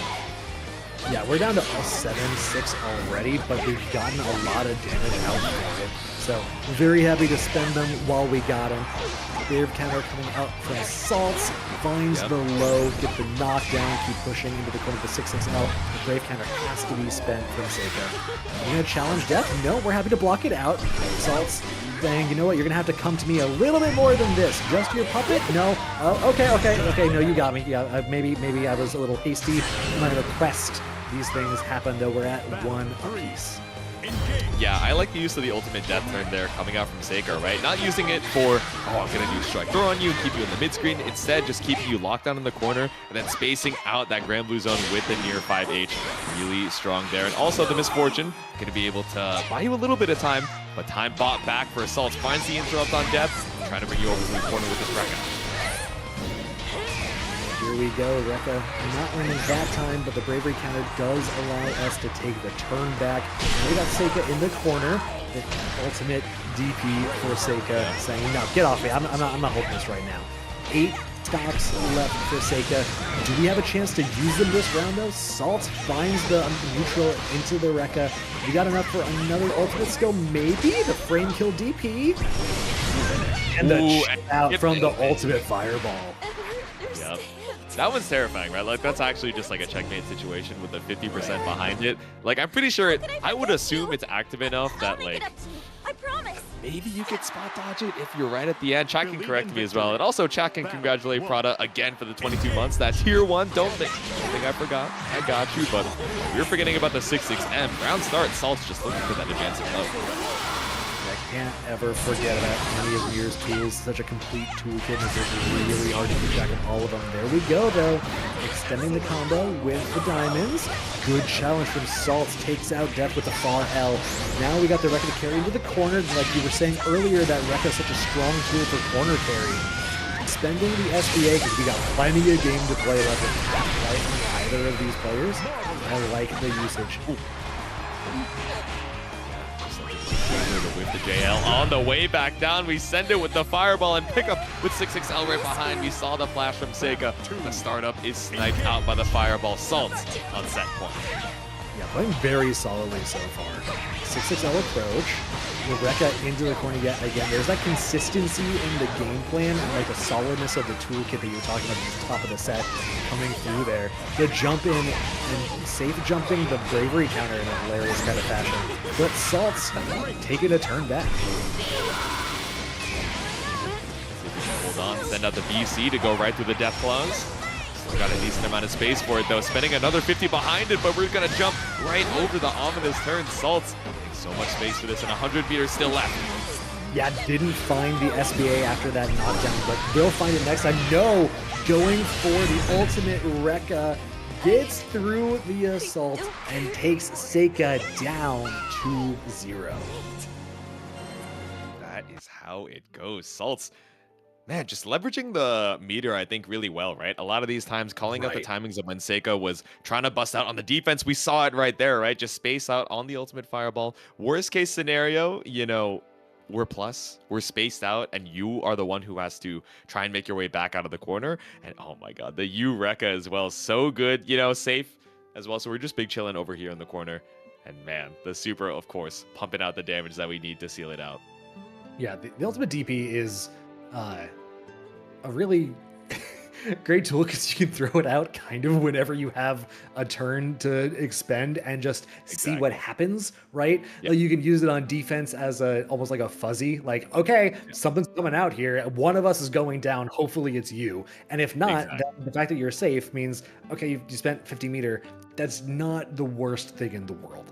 And if you're right, the conversion capability there and the corner carry is absurd. Even if you're not right, being able to push your way out of the corner is very, very strong. So there we go. I'm learning my lesson on why Djeeta is such a solid character. Dude, 2-1 for you. Can you guess how minus it is on block? For all the corner carry it gives and for all the damage that you're able to get with that corner carry and wall bouncing, can you guess how minus it is? Frames are a social construct. I refuse to answer that question.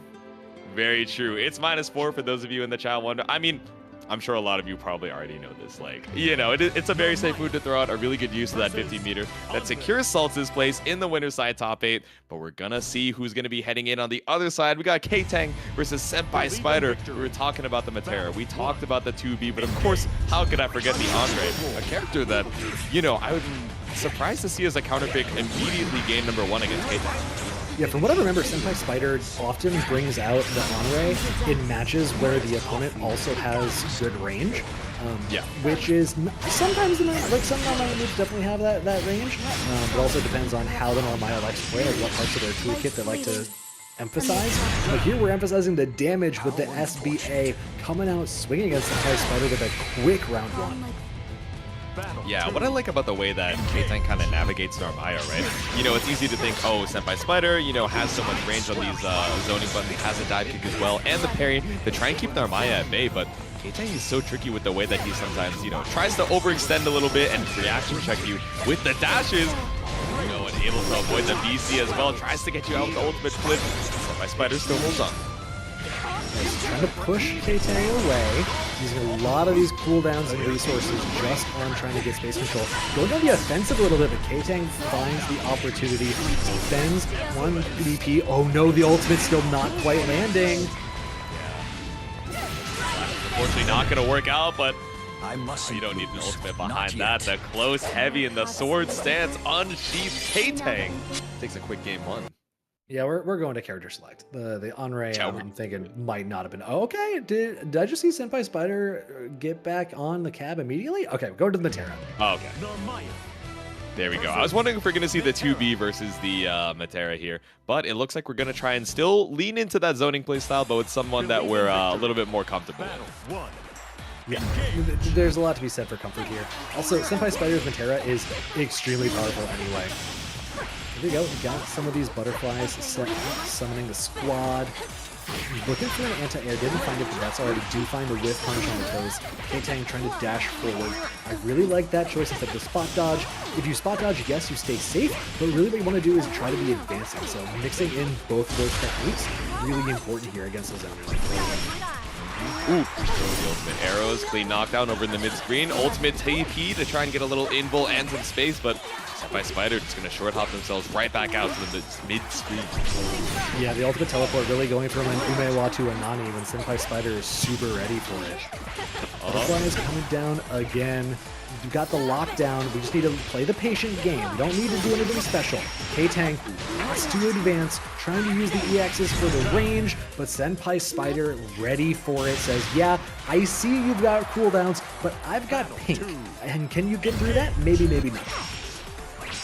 Yeah, I mean, you had 1 touch worth of health there. You're at the full screen. You're like, I have such a big health lead. I'm just going to send it and try and go for my 1 turn. SenpaiSpyder keeps it simple here. Tries to slash her way through the butterflies. And they've blown their way right behind. No, wait, they're still here? So active. interacting with the butterflies.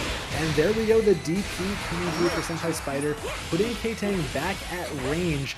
And I love the way that they're not using the butterflies immediately, right? You still get to spend a good amount of arrows to just keep the control before you pop those butterflies and keep the resource there as a threat lingering in front of their face. Here we go, Ktang finding the teleport into the corner pressure. Has enough meter for a 50? Yes, indeed. We're spending it. OTG coming through. Not quite enough. One more touch to do it. The back throw. Jesus is so close. Okay, it's chip damage range as well. All you need is one more Setsuna.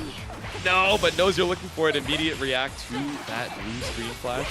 Might have been scary if that was an EXTP, but still scary because we got the Setsuna right back up. I love what we're seeing from Ktang now. We're showing a little bit of that ultimate Setsuna to make you feel uncomfortable. When I have that 50 meter, you might be eating a knockdown if I counter the zoning. Yeah, and the counter zoning has been super effective there. I really, really like the way Ktang has adapted to this different pressure, like the different way of applying the zoning pressure. Yep. Yeah, I just sent it off the EXTP, said, all right, if I take a little bit of damage here, that's fine. I really, you know, the range on EX Flip, I'm not even going to lie to you, it surprises even me, but we're going to get a dash up into the corner here. Yeah, and the EX Flip is saying, I'm willing to trade my meter for your bravery point. And in doing that, we unlock a little bit more damage when we get the corner pressure rolling. But Metera for SenpaiSpyder, mashing out with a 2L, sending Ktang all the way across the screen with no battle points left at all. Bravery points, whatever. Battle points, bravery points, we're battling with our bravery points. Is it EX Flip full screen? There are distances it can go, and that is definitely not one of them. We're just going straight on into it. The counter hit for Ktang seals it out 2-0. Really quick adaptation for Ktang. Like, yes, both the Metera and the Anre are zoners. That means you're going to have a good amount of similarities in your gameplay between the two, but not entirely. Having big hitboxes versus projectile disjoints really can change the face of a matchup. So the way Ktang was able to adapt after the first game was looking very, very strong for SenpaiSpyder in game 2. Don't get me wrong, but Ktang having a little bit of time, remembering to keep patient, using the EX flips like we were talking about to jump scare you from across the screen, trade resources from meter into bravery points, good structure to the matchup, and really good adaptation to make that happen quickly. Yeah, I think in the rounds that, you know, SenpaiSpyder was doing well, it was, oh, okay, I'm able to establish this early life lead, so I don't have to play super committal around you, and now when you're trying to send yourself, you know, quickly across the screen with these reaction check EX dashes, or trying to go, you know, for these flips to try and trip me up, I really don't have to go for anything too high reward because I already have that advantage. But, you know, when that was flipped on its head, especially when we're trying to, you know, bring back this life lead after a knockdown from Ktang that, you know, gave themselves the life lead early on into the round. Now we're thinking, okay, I have to be a little bit more committal, check these anti-airs with 2H, or try and snipe you out from the full screen, which was getting caught out by ultimate Setsuna. It was getting caught out by air stall ultimate flip, and, you know, definitely either going to get you such a big knockdown and a lot of space across the screen, or one of our best starters, and neither of them is too great if you're SenpaiSpyder. Yeah, it can be rough when your opponent puts you in a situation where every outcome is a good one. Here we go. This is going to be a good outcome for us. Yoru Sensei on the 2B going up against Prada on the CAG. We just saw Prada up against Hachiman earlier.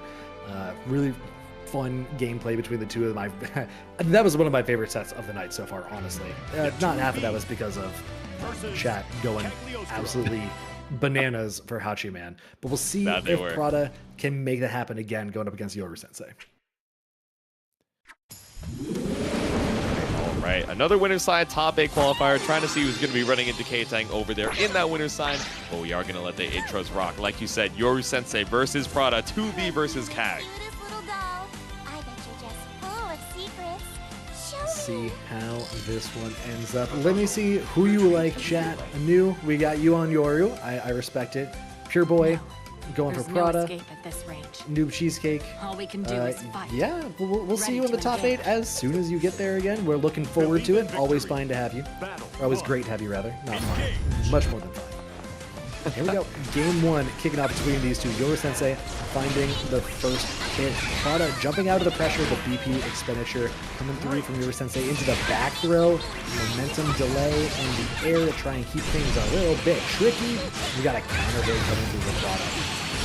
The trap, we're up against the wall. We're down that 40%. Delay back throw though, gonna swap it up entirely for Yoru Sensei. Now we walk it back out. Right, 5M, 5H range. For the double jump into the delay, we catch Prada when we're coming down through the air. Have the SBA to put behind it. Only one bravery point to try and hold some of this life in the back pocket. But no, the air-to-air for Yoru Sensei finding the first round. Battle 2. Engage.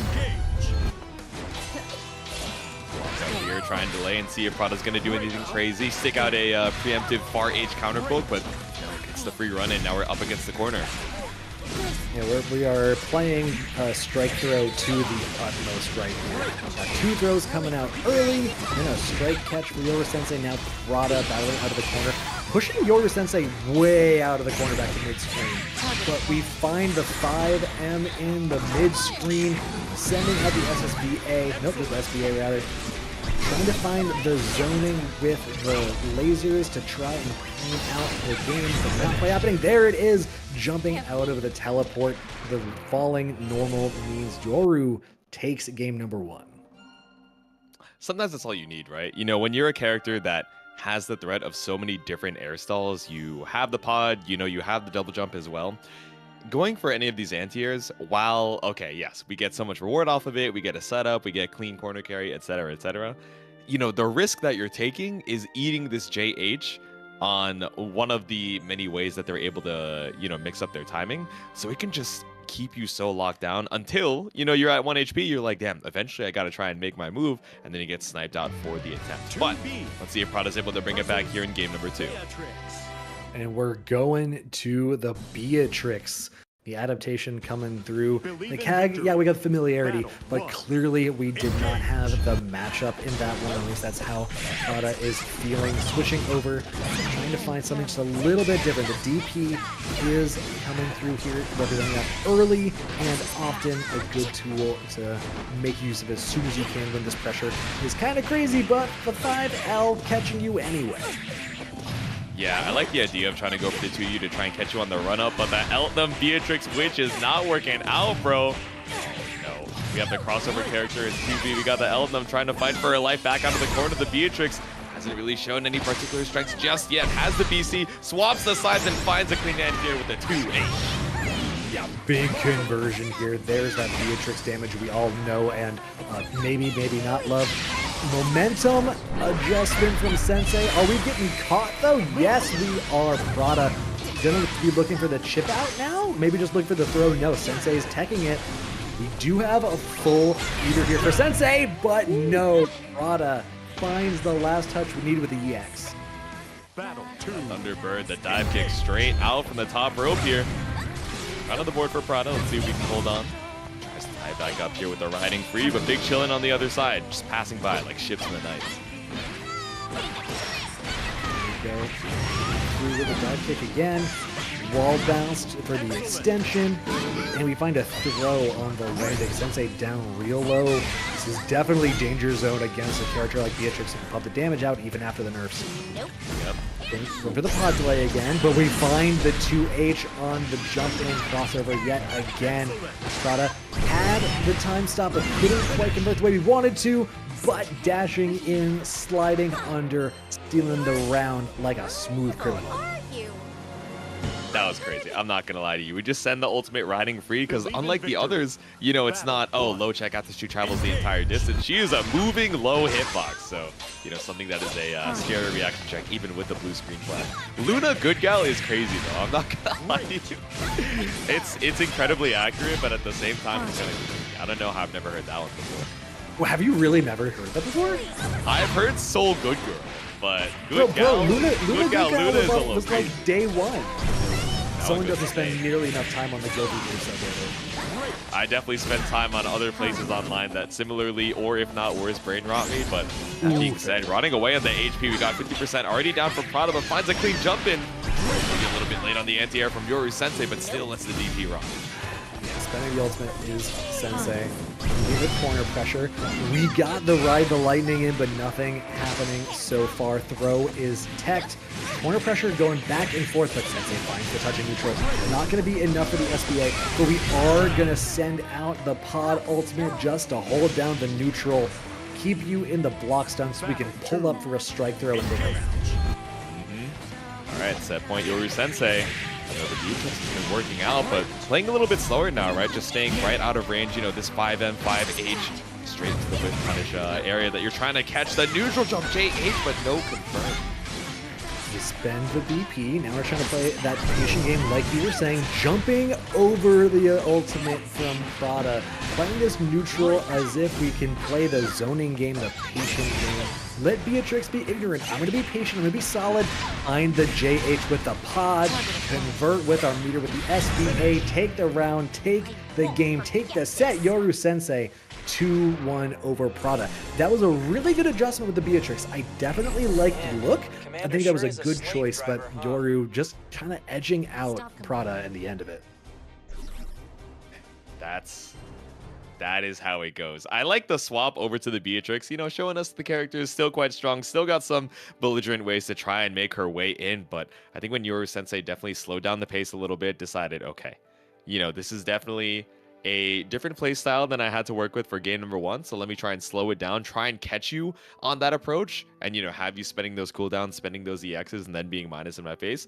I'm chilling with that, and we have our winner side top 8 chilling over here on this graphic. Of course, next up, we're going to be seeing Sharks versus Saltz and Ktang versus Yoru Sensei as we wait for the loser side to fill out. Now, Seika, who we saw on stream a little bit earlier, are first to fill out that bottom side of our top 8. We can also see that on Matcherino, we are filling out well as well. $386 today for our pre-Evo warm-up. That is a beautiful number, everyone. Great work claiming all those codes. I gotta say it though, Kaz, thank you again for all those contributions. That is extremely generous of you. We really, really appreciate it. I don't even, like, you know, normally the little carrot that we dangle in front of the chat is like, oh man, $50, that's a, you know, another payout benchmark. Oh, $150, that's another payout benchmark. We already made it to top 6 payouts, so I don't even know what else to say. I mean, guys, 386 is a lot of money to fight for, but you know, it's so unround. It's such an awkward number. Like, what if we just brought it over to a solid 400, right? Just to, you know, cap out that prize pool for the pre-Evo shenanigans. I mean, hey, we won't say no. Of course, there are a lot of you guys hanging out in the chat here for WASD Granblue on this fine Wednesday night. So if you're just chilling here, hanging out to watch some good-ass Granblue, I got no issue with it. But if you're feeling generous, of course, that Matcherino is still available. Yeah, it's been a good night so far. I'm gonna spend my one commentator curse now and say that our tech issues seem to have like assuaged at least a little bit for the moment. You never know if they're gonna come back. I'm gonna OS a little bit, but fingers crossed, Steam has finished shitting bricks, and if so, we'll be okay. We'll be okay. So everyone, do me a favor, cross your fingers, clench your butts, hold on for the rest of the ride. It's going to be a good time. It's been a good time so far, Jesu. It's always a good time having the mic with you. Also, I like to at least shout out the back end at least once over the course of the day. Thank you so much to Imp and all of our TOs and bracket runners. They really make it a lot easier for us to do our job. We just got to come up here and talk about video games for a couple hours, which is a grand old time. They do the real hard work along with the players. So everyone, thanks for showing up. It's been a great time. We got a lot more coming up with Sharks versus Saltz. Wait, is Sharks? Versus Oh, okay. I'm trying to... One of them was a shark over in the lobby, and I'm assuming it was Sharks. I saw the nameplate swapped, and I was like, there's no way Saltz is the one rocking the shark lobby avatar and not the other way around. But we are rocking the red. Both of these ladies listening to Lady in Red for our winner's semifinals, Saltz versus Sharks. Djeeta trying to make her way on in, of course, with the Rekkas and some 6XLs, but Sharks just trying to keep you at bay. Yeah, Saltz uses a lot of back dashes and a lot of step dashes and spot dodges. Those movement options baked into it at the system level to try and navigate projectile spam at no real avail so far, unfortunately. Sharks holding it down in the corner. DB coming through for Saltz saying, let me out. I've had enough of this. just gonna roll on through. All right. Salt's already down to 50%, but especially with a 100-meter tier name and still full BP. Let's game BC to try and get a knockdown. And that was really spooky there. Saltz had a spot dodge that didn't actually dodge anything. Sharks was not in any recovery, so it could have been a real bad time. Speaking of spot dodges, Shark finds a big one into the punish to take that round. Saltz, ooh, that was a rough look. Yeah, we had the extra BP in the tank, so we might as well go for it. I imagine, didn't see the situation leading up to it. Maybe we baited out the Brave counter and wanted to go for the hardest punish that we could. The spot dodge had it ready on the reaction, but still the EX Fireball just gonna go right on through the backward arrow. You're taking throws. Sharks, very important defense there. Ooh, Saltz trying to be a little preemptive there with low to keep Sharks at bay. And we got the overhead on the EX for Sharks, getting a conversion off it too. Saltz spending the BP, Sharks happy to spend it right back. Yeah, run up throw bait, BC for BC. Now we're up against the wall, but the butterfly still chilling, but no, it didn't actually lock down Saltz. A little bit too far, a little bit too fast for its own good. We got real close to being able to get into chip out range, but Saltz lets the super fly. Sharks with no BP left. This does damage. Saltz with all 3 left, so we got them to spend if we're a little bit spooked, but no. Run up throw with no defenses behind you? That's some big damage. What was that? Close L, walk up throw, and it killed because we sent the SSBA to take out all of your BP. I mean, that's just how it goes, right? We had a really good read in the corner to escape with the SSBA, and now we catch you with the far L as well. The corner carry off of this 2-1-4H. And really importantly there, during the Fireball Wars, Saltz landed 1 Fireball on Sharks, but because it's a multi-hit, it had a lot more block stun and hit stun, so that meant that Saltz got to actually pull up behind their Fireball when Sharks thought they had the neutral held down with the projectile game. So Saltz rides that momentum to take game number 1. Yo, backdash 2-1 for you is nasty. I'm not gonna lie to you. You're looking for a shimmy, you're just, autopiloting it, wish punishing, and getting the kill off of it pretty clean. Flash over there in the corner. Sharks able to hold on a little bit to that space. I love Sharks' playstyle here too. This is the most aggressive Metera I've ever seen. It's phenomenal. Saltz willing to try and play at Sharks' level too, willing to pull up, willing to swing with those Rekkas. The Sharks really getting it going here. Big range on some of these normals as well alongside the bow means it's really easy for Sharks to hold down neutral, but Saltz again throwing out the ultimate Fireball. Sharks not deterred though. Big chillin', tapping on the toes. Sharks able to take another round. That's a white woman normal if I've ever seen one. That's what I'm saying. That's like white woman normal, like, not yet. That's like beaterless white woman. You know what I'm saying? Just a little tap on the toes here, but I know we got a couple of those on both sides. We're going to send it with the Fireball, see if we bait out a response from Sharks, but once up, a caught back on the redash. Making it rain down on Saltz a little bit there.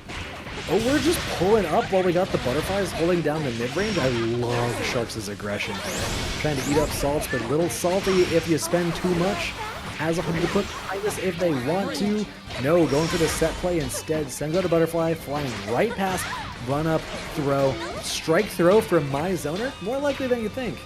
That's what I'm saying. The conversions are clean, salty about the pressure, and the combos keep you locked down for one more throw. Sharks ties it up. Yeah, Saltz may have been locked down, but Sharks was locked in. That was a crazy pressure sequence there. Now we're tied up exactly like you said. Saltz taking a moment to recompose. I swear to God, if I commentate or curse the connection, then that's on me. I'll hold that. But I'm hoping it's not my fault. Did I really manifest this? No, I think we're still no. in. But Laser, I don't know if you remember what happens with the spectator glitch. We might be seeing some Granblue Super Turbo. Real quick. You got a point. It's gonna Djeeta needs to catch up fight real back. quick. Bro, you look like someone who would get counter hit close headed, is all I'm gonna say. And call it out my anteater emote. That's all right. Granblue Super Turbo, we're gonna mash out with the 5Ls. Trying to put the butterfly on the screen here, gradually walking you back down, but EX Fireball tries to buy some space, but MDP back up to the mid screen from where we started, even on the health. Yo, someone clip that. That was sick. Yeah, Saltz got lots of good damage, got the corner pressure, got the EX Fireball, Ultimate Fireball that is, finds the round 1-0 here for Saltz. I'm gonna take a quick breath, Battle 2. And we're back into it. Battle 2. Oh, jump Just in go over for the arrow air. to set. Yep. Hit me. Keep going. Oh, okay, 6XL pressure, but finds the mash out for Sharks. Tries to jump your way back in. It worked on the arrow before, but still the counter hit. You use the fireball just to try and buy back some saves. We're back to the mid-screen once again. Spending lots of the bravery points. We got the conversion coming through from the overhead for Sharks. 100 to put behind it. Looks like we're all caught up just in time for the SBA to tie us up on the rounds, on the games, on the set point. Okay, we're finally back to normal speed here. That's like when they tell you the venue closes at 11 and then the manager goes, you guys can stay till midnight. We're like, okay, we can zone again. Okay, we can mash on wake up again. The counter hit 5L. It's like, oh, I don't have to play Hulk Hagar for the next game. Cool, sounds good. Ooh, Saltz coming through with the ultimate Rekka. -4, plenty of safety to work with. Sharks taking a turn, but still getting boxed in by Saltz. Managing to fight back until Saltz finds the Rekka dashing through the butterfly. Wasn't able to pop it in time, means we get to play the strike throw, going low. Couldn't convert though, lucking out the EX Fireball. Ultimate comes out from Sharks. Has just shy of enough for the SBA if they find the conversion. Now has got that meter. Playing the strike throw, going over Saltz's counterattack to convert for the win. Sharks playing so preemptively, trying to answer anything Saltz could put out there within the structure of their offense. Heads up play, aggressive from start to finish, especially in the Super Turbo mode. Sharks going on to winners semis. Oh, no, winners finals. Yep, winners finals. Is it 2 of 3? Yes, it is 2 of 3 up until the winners finals, which you have qualified yourself for over Saltz in a close 2-1. Down to the wire, that final round. We pull out. It's so hard not to call the Metera short hop assault. Like, I'm so uni-pilled now that I'm just like, oh, run up assault. Yeah, to bait at the throw tech. And then I'm like, you know, it's not incorrect in the same way that when Lid sees jump lawn J3B and calls it a short hop back air, like he's not incorrect. You know, we understand the spirit of the law there, but that's how it goes. I'm not gonna call you out, but I am gonna give you the we both know look. This with like exactly. I understand. That one. Yeah. You, I know what you are. Look, yeah. Smash player. Are you going to Evo? Ah, Sharks is not going to be at Evo. Damn. I actually would have liked to see, you know, some more of the Metera on stream. But at least we're seeing it at this pre-Evo WASD bracket over here. Again, thank you guys for pulling on through 56 attendees, and we are making our way through that winner's side top 8. And with so much generosity on the contributions, we're over here at $386 in the prize pool, that top 6 payout. But if you guys are feeling even more generous, that's 600 plus, I forget the actual number, we can actually make it to a top 8 payout if you guys are, you know, feeling particularly generous on this evening. But once again, feel free to stop on by and make that prize pool a little bit sweeter for these players to try and fight for. Yeah, I'm telling us the number is 660. So that's what we're looking for the top 8. See if we can make that happen. Checking in on it periodically through the night. All of the codes were claimed almost an hour ago because y'all were amazing tonight. On point with the Matcherino claims. So thank you so very much for making that happen. If you want to check out everything we do here at WASD Online, we got 3 brackets every week, except for next week when we're not running Melty because they're coming back from Evo. We got Melty on Mondays, Granblue on Wednesdays, Uni on Sundays. All are a great time. We got all sorts of anime FGC goodness with one of the best TOs on the scene behind everything with Imp. Yeah, it's a great community, great games, great times. And you know what's going to be great? This match between Ktang and Yoru Sensei. Yeah, I feel like I see, you know, Narmaya versus 2B pretty often, especially as we get into these top cuts, but Ktang going to be holding on strong, sword versus sword, but we send out the Setsuna immediately for a soft knockdown. So hold up, am I crazy, or does it look like a big sister, little sister kind of thing right now? That's what I'm saying, right? You know, it's got a little bit of that energy. Yeah, they both got like the Victorian thing going on. They got a big ass sword. They got lots of normals. They got creators who are really fond of thighs, and also big damage as Yoru Sensei comes through with 100 meter to put behind the SBA. So that's all 3 bravery points at the beginning of the SBA, so not crazy scaling yet, but being able to put Ktang in the corner and keep him there with these big air-to-air normals, Yoru Sensei in firm control so far. Alright, I'm not gonna lie. Air-to-air flip was ambitious, but something I was not sure if it was gonna hit on the other side, but smart recognition from Yoru Sensei to stall in the air, but did not think that Ktang would just go for another flip, and now 75 meters still in the bank, barely any HP to try and work with it. 2 VP apiece. We air clash, looking for this one last hit. Oh my god, it was such a high hit on the close H that it was awkward to confirm. We drop on the slashes, and Yoru seals out round number 1. Yeah, and that's so tragic because just like you said, Ktang had the anti-air, just couldn't really find a way to turn it into anything, which gave Yoru Sensei the opportunity to take the round. Ktang now with the X dash coming through with Setsuna, BP, BC. You know, God, I'm really ABC from Uni is really on my brain right now. Ktang getting thrown back into the corner with the EXVP as the answer. Oos. Send out the UDP, both of them outside of that 50-meter threshold, rapidly approaching, though we send the EX flip, nothing found. Yeah, you find the raid from Boston Bluebees. No, the big 53. Thank you, thank. Hey, what's up, Boston Bluebee? Those are my homies up in Boston. Hope you guys had a good bracket. We got Yoru Sensei and Ktang here for winners to semifinals, trying to find their way into finals. Yoru Sensei on the offensive finds the parry stance. Run up, throw, one more good touch should do it. Using the ultimate into the pod delay in the air to hold you down on Oki, mix you up on the timing for the not quite meaty timing. Means Yoru Sensei 1-0 over Ktang here in this winner semifinals match. It's nasty work because you're thinking, oh, why don't you just anti-air? She's just gonna hang out in your face like that for so long, and all of a sudden you're getting, you know, jump H at the apex of their jump and getting caught out on your attempt to anti-air. Like it is scary. Definitely, there's a lot going on with the air stalls right behind it. Tries to go for the JU, but they found you EXDP on the other side, and Yoru Sensei keeps the corner.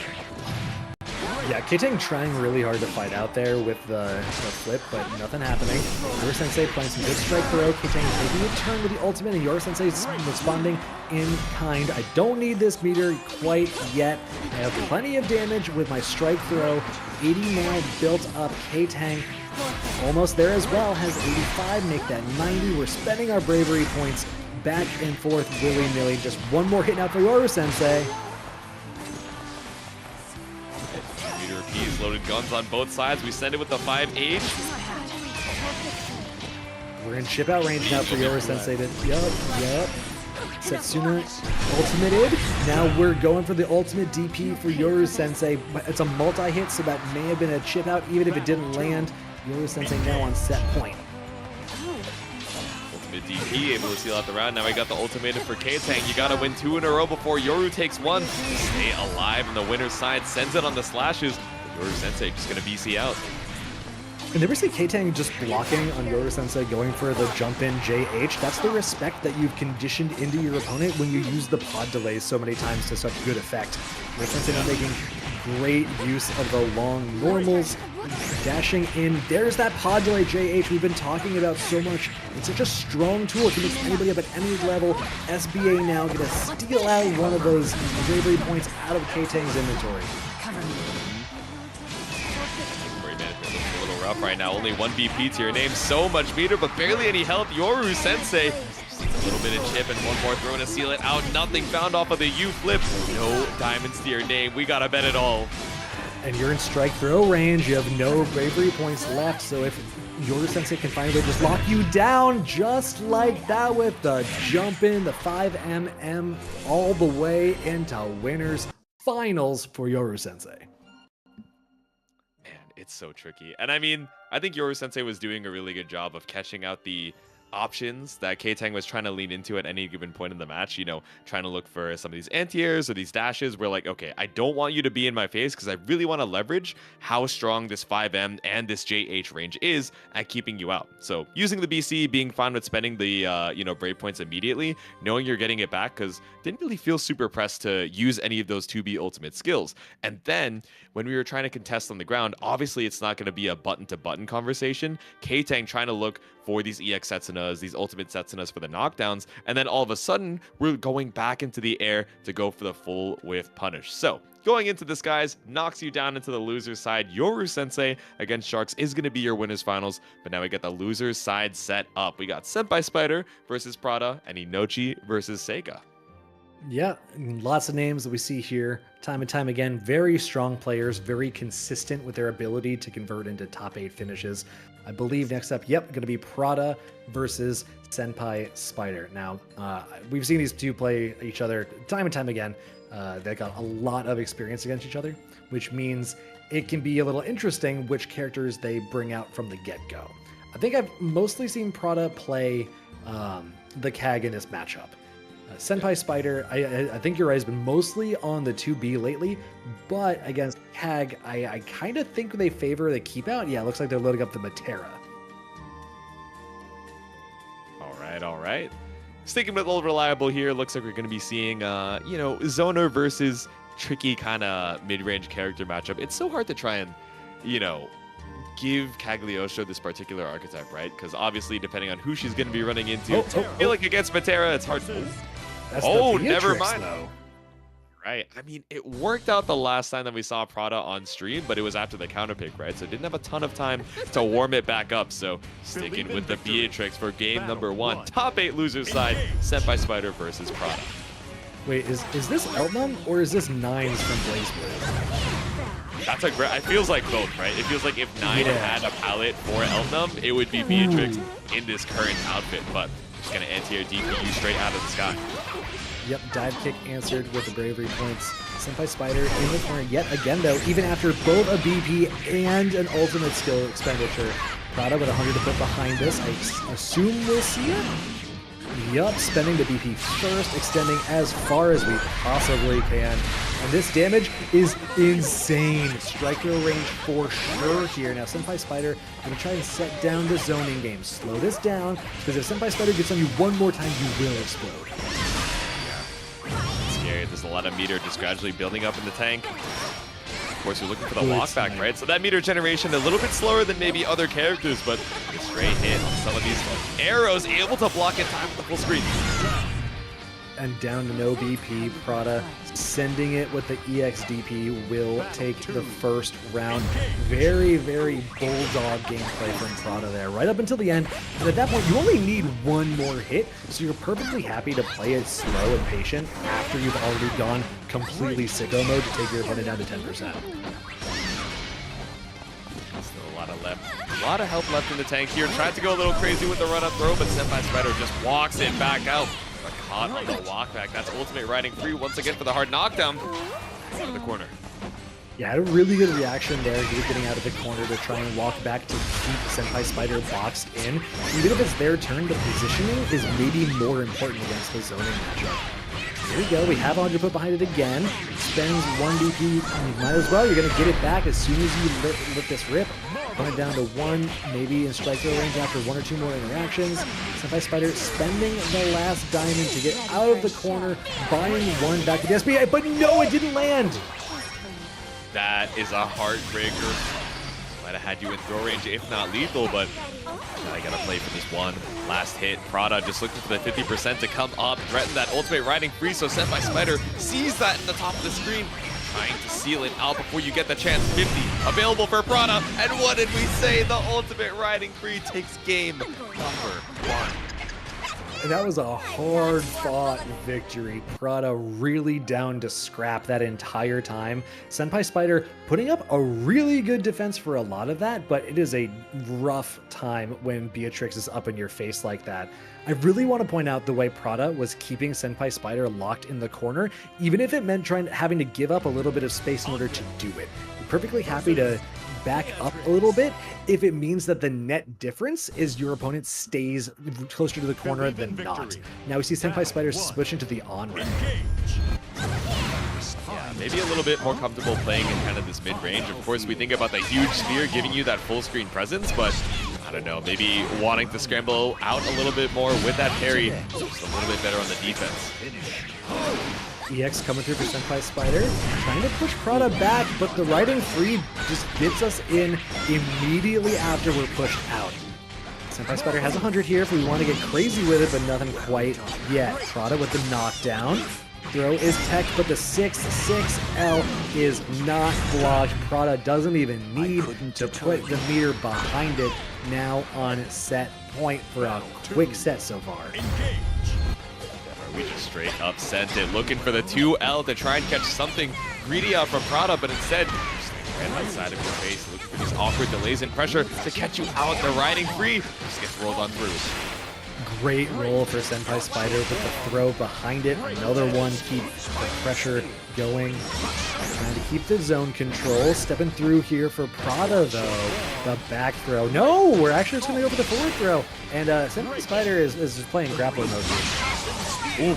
Tried to go for throw, strike, but all you get is the reversal SBA from Prada, caught out with the 6-6L out of wake up. I wonder who we're looking for Spider. Maybe trying to jump a command grab just to avoid that Delta Clock proc. Ooh, and the riding free buys another hit here. We're converting with the clock as well. Prada taking the set 2-0. SenpaiSpyder not quite finding it with the Anre, going out for an 8th place finish. 7th, technically. Yeah.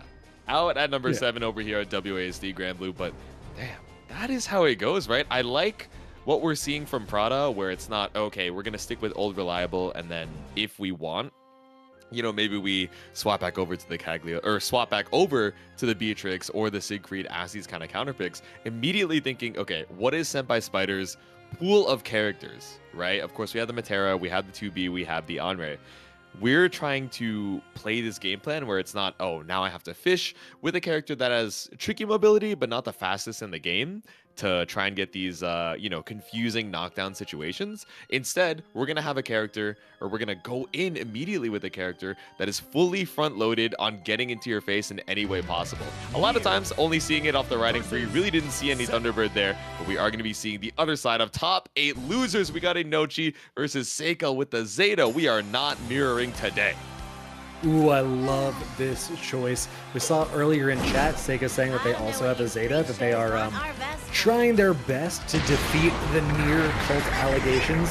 Inochi saying, I am under no such pretense. I will happily embrace death as they embrace me in return. Here we go, looking for our way into top 6, letting the intros rock like true anime FGC legends. We're going to see how Seika can adapt with the Zeta. Battle 1. Yeah, let's see. I rock the Zeta skin too. I'm not gonna lie, the bomber jacket with the pink is pretty clean. Tried to go for the anti-air bait there off the air spear, but nothing found. Inochi just catches you up with the side swap. You know, chat, I hear that if you peer pressure Jesu hard enough, he will actually pull out the Zeta cosplay. So let's see if we can make that happen. In the meantime, Inochi pulling out the bravery counter into the turnstiles. Seika going for the ultimate, but to no avail. Inochi spending the meter in return. Quick round for Inochi. Seika not able to make much happen there.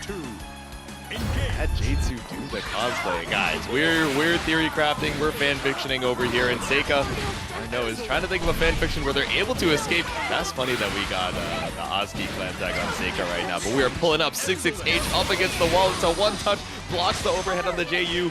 Still not able to find the throw that you need. The bravery counter coming out from Inochi into the ultimate on the wacky waving arms.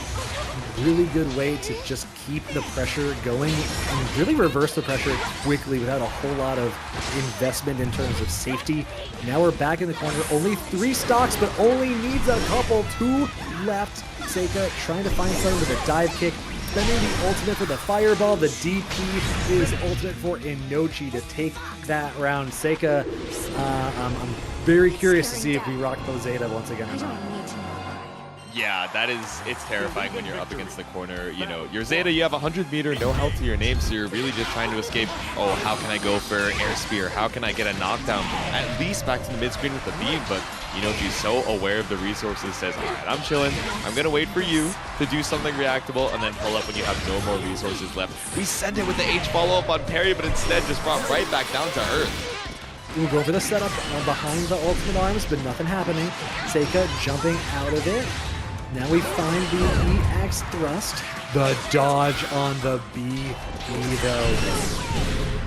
And here we go. A little bit greedy on the way that we decided to punish there, you know, sending out death and not actually getting the confirm. But we got the side swap for it. Pretty good. Yeah, we got the round 2 on top of that, which is also not bad. Now we got Seika jumping over with the Saltz-ish, taking Inochi into the corner. blocking on the Brave counter means we get to keep our turn going. EX thrust coming through once again. That's 2 in this combo. Count them, 1, 2 on the thrust. The Lariat coming through for Inochi, though, does offer no side swap, and we jump out of the throw for Seika. This is looking pretty good. One more hit. There it is. We finally get a round on the board, not letting Inochi take us 4 straight. Djeeta ult conversions are so awesome. I don't know how else to describe it. You jump back, you get ult spear, you see the 100, you're like, oh, this screen is gonna give me a seizure real quick. And it does give a round here for Seika, but again, we pull up other side the throw for Inochi between death. You and me tries to VC, but still holding on for death. Able to get the death claws out as well.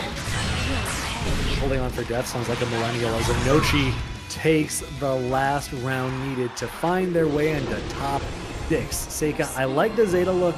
Good times, couple really great plays there, especially around like the ultimate usage like we were talking about earlier, but Inochi just so solid, really adept at stealing back the turns, and that ultimate DP that we see there came through what, 2-3 times over the course of that set, and was really a key tool to keep Seika from getting anything meaningful going.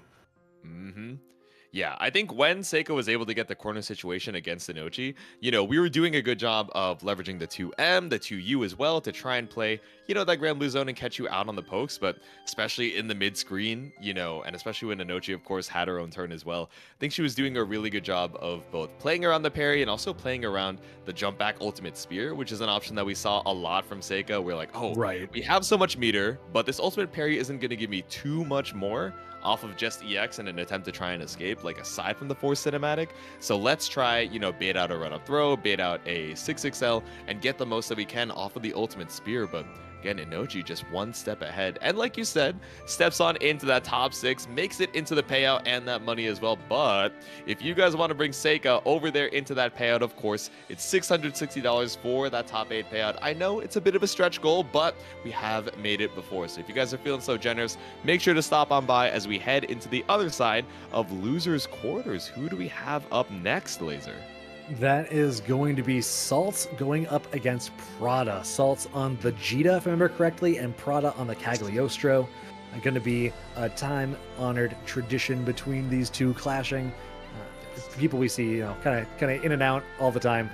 Very strong players. No strangers to these top 8. No strangers to fighting each other. See who can find it today. Yeah, so I was going to say, heading on into this character select, I was wondering if we were going to go with the Cagliostro or just stay strong on the Beatrix.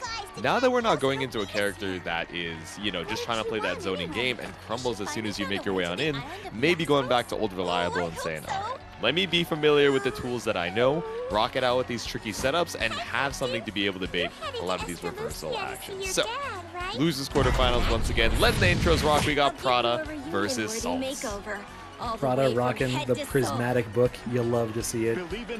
A true grinder. Saltz rocking the red and pink like we were talking about earlier. Prada going for a little bit of backwards movement to start it off, establishing the threat of the rock, and a spot dodge on the EX Rekka. Prada's playing so heads up.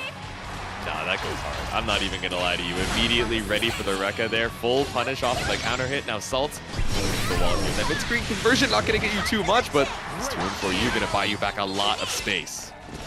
Yeah, and even after that, though, the Meteor's finisher on such a strong move, Prada able to reestablish control of this matchup. Keeping space with the trap right under themselves. Yeah. Memeing a little bit with the run-ups.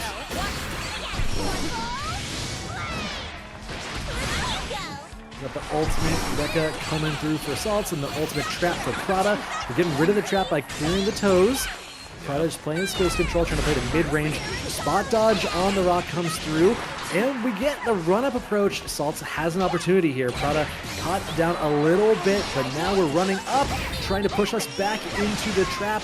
But the EX Fireball comes through, baiting out the rock, dropping down on him. Can't go Kirby on me. We got enough to put an ultimate behind us. Don't even need it. Saltz clawing back in a hard-fought last pixel chip-out situation. Okay, wait, Saltz is actually insane. I'm not gonna lie to you, you're a little deranged. We were looking for a lot of these walkbacks, and then all of a sudden Prada started threatening the lows, right? You know, 2M, 2U to try and catch you out of the walkback. knockbacks. Then all of a sudden, we get caught in the scramble situation. We mash fire him out, and then we have the conversion to have you up against the wall to bring it back with the strike throw. Now, you know, definitely healthier on the meter situation, or the health situation. But we still have Prada up against the wall now, tries to escape with the trap roll through. Does escape the corner, may or may not escape the pressure, yet to be seen. We got the ultimate trap down to keep our space safe. Say, you can't approach me, I am in my sphere of resistance. Pushing Saltz into the corner. Definitely still has the life lead, is Saltz. Now that we've got the spot dodgers coming through, that buys us time to approach. We're spinning the Brave counter and baiting out the counter attack with the teleport. Doing it again. Third time? No, we don't need to. We opened you up as hard as we possibly can. 50 to put behind this, and we got the ultimate spears closing out the round. The Prada special, left, right. Battle 3. All right, Prada having a little bit too much fun. I'm not going to lie to you. Whimsy restored, and a round on the board. That's all right, one round apiece here. Heading into game number 1, we send out the fireball immediately to look for this corner carry. Ooh, Saltz has been getting a lot of mileage out of challenging Prada in the corner immediately after Prada sets down the trap. And if you do catch them, you clear the trap out if you get the hit, but that time, not able to find them. Now we're back to neutral. Prada going for the chain grinder, trying to get Saltz back in the corner, but Saltz with the step dash getting through. The DP coming through saying, you can put the trap down on me, but doesn't even have to respect it. DP's traded, Saltz now down to 0. Damn, the spot dodge on the air golden throne allows you to get the air confirmed here. With the Rekka, buying yourself back a little bit of space. The meter difference here, Prada less than 50, Saltz all the way up at 80. Prada with the throw though, one more, you're in that Granblue throw range when you're this low on diamonds.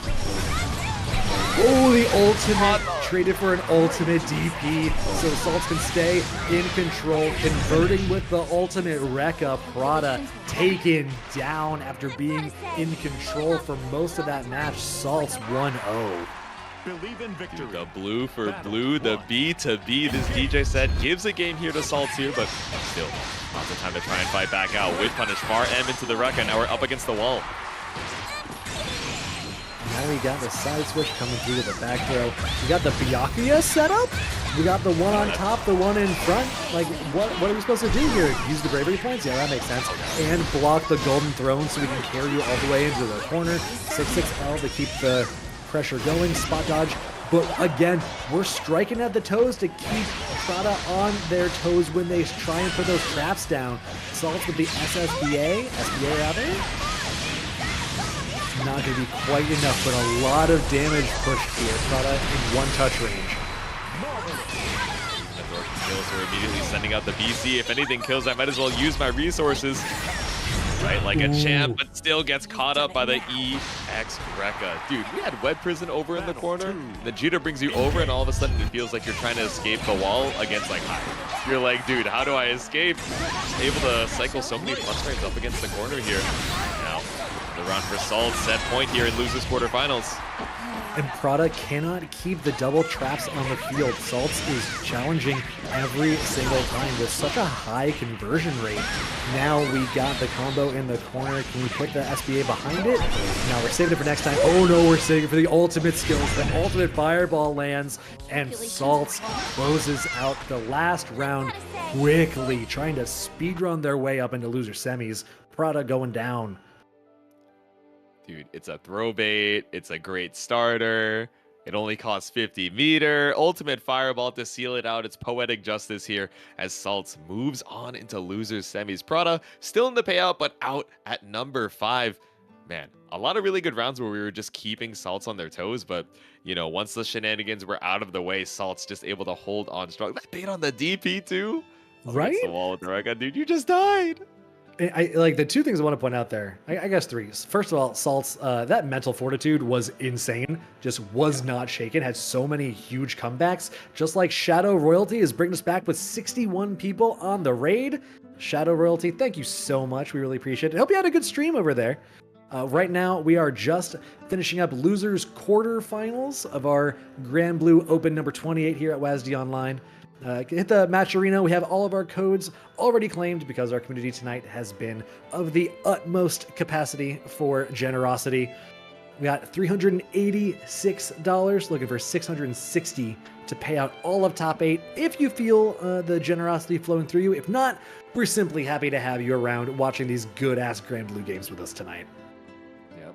Djeeta winning. Djeeta is in fact... Oh, you're muted. Never mind. That's not worth answering the question.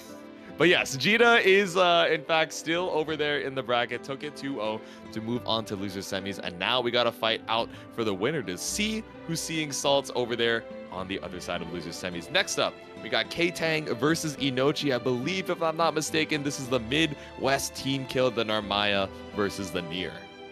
You hate to see it, but sometimes it do be the ones closest to you. Narmaya, Nier, two pretty fervent character bases. Narmaya fans notoriously big fans of Narmaya. Nier fans big fans of winning the game. So we'll see how the two of them interact here. Bro, I was gonna tell you Ktang is the most normal Narmaya fan, and then his 2v2 name at Roundhouse Tag, his team name was like VTuber Thighs or something crazy like that. Oh, VTuber Moan's not MP3. So I was like, you know, Ktang, you're a little crazy for that. I knew you were a little bit too normal. I understand. One cannot simply for the throw bait.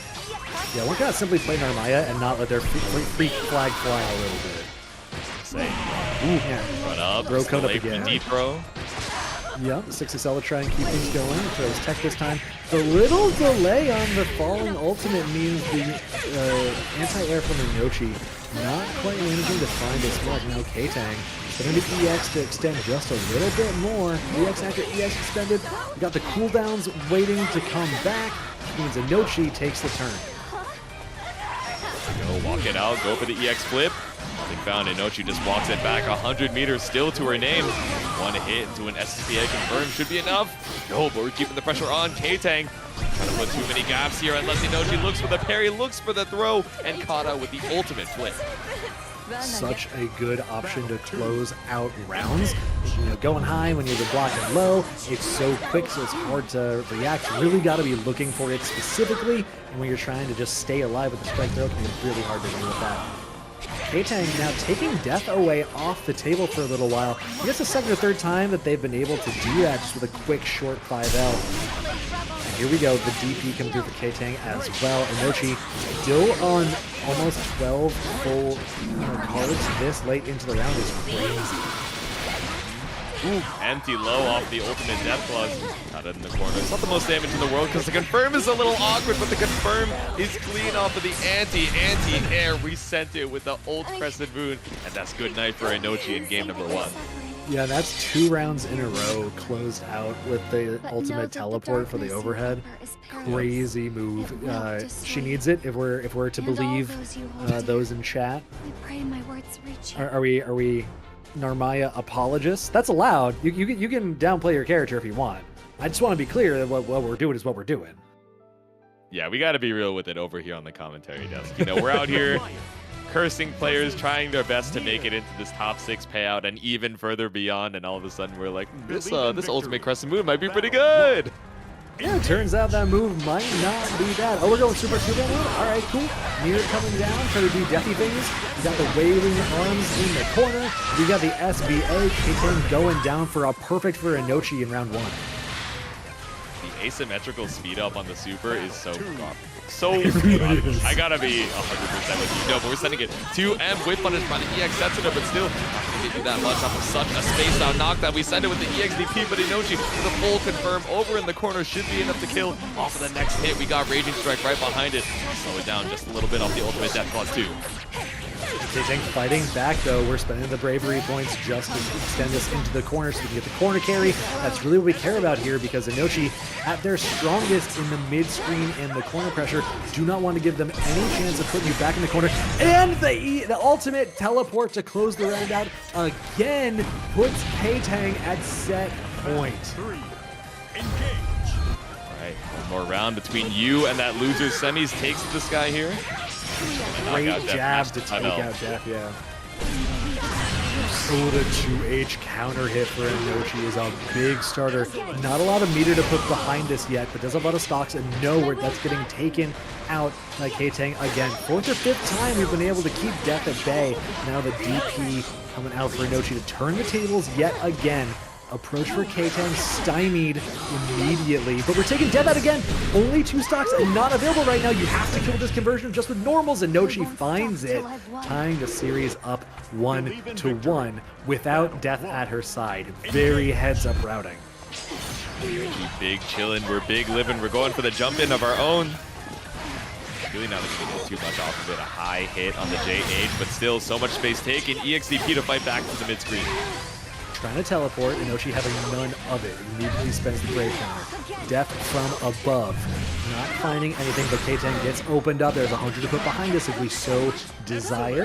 No, going for the reset. Finding the tech. Inochi looking strong here on set point of their own off the back of the trickery. Queued up the claws, went for the 6-6M, the cross up overhead, and now 2H. Not gonna be a counter hit for a full confirm here. Knocked off for just a little bit, but she's already back up straight into the raging strike for Inochi.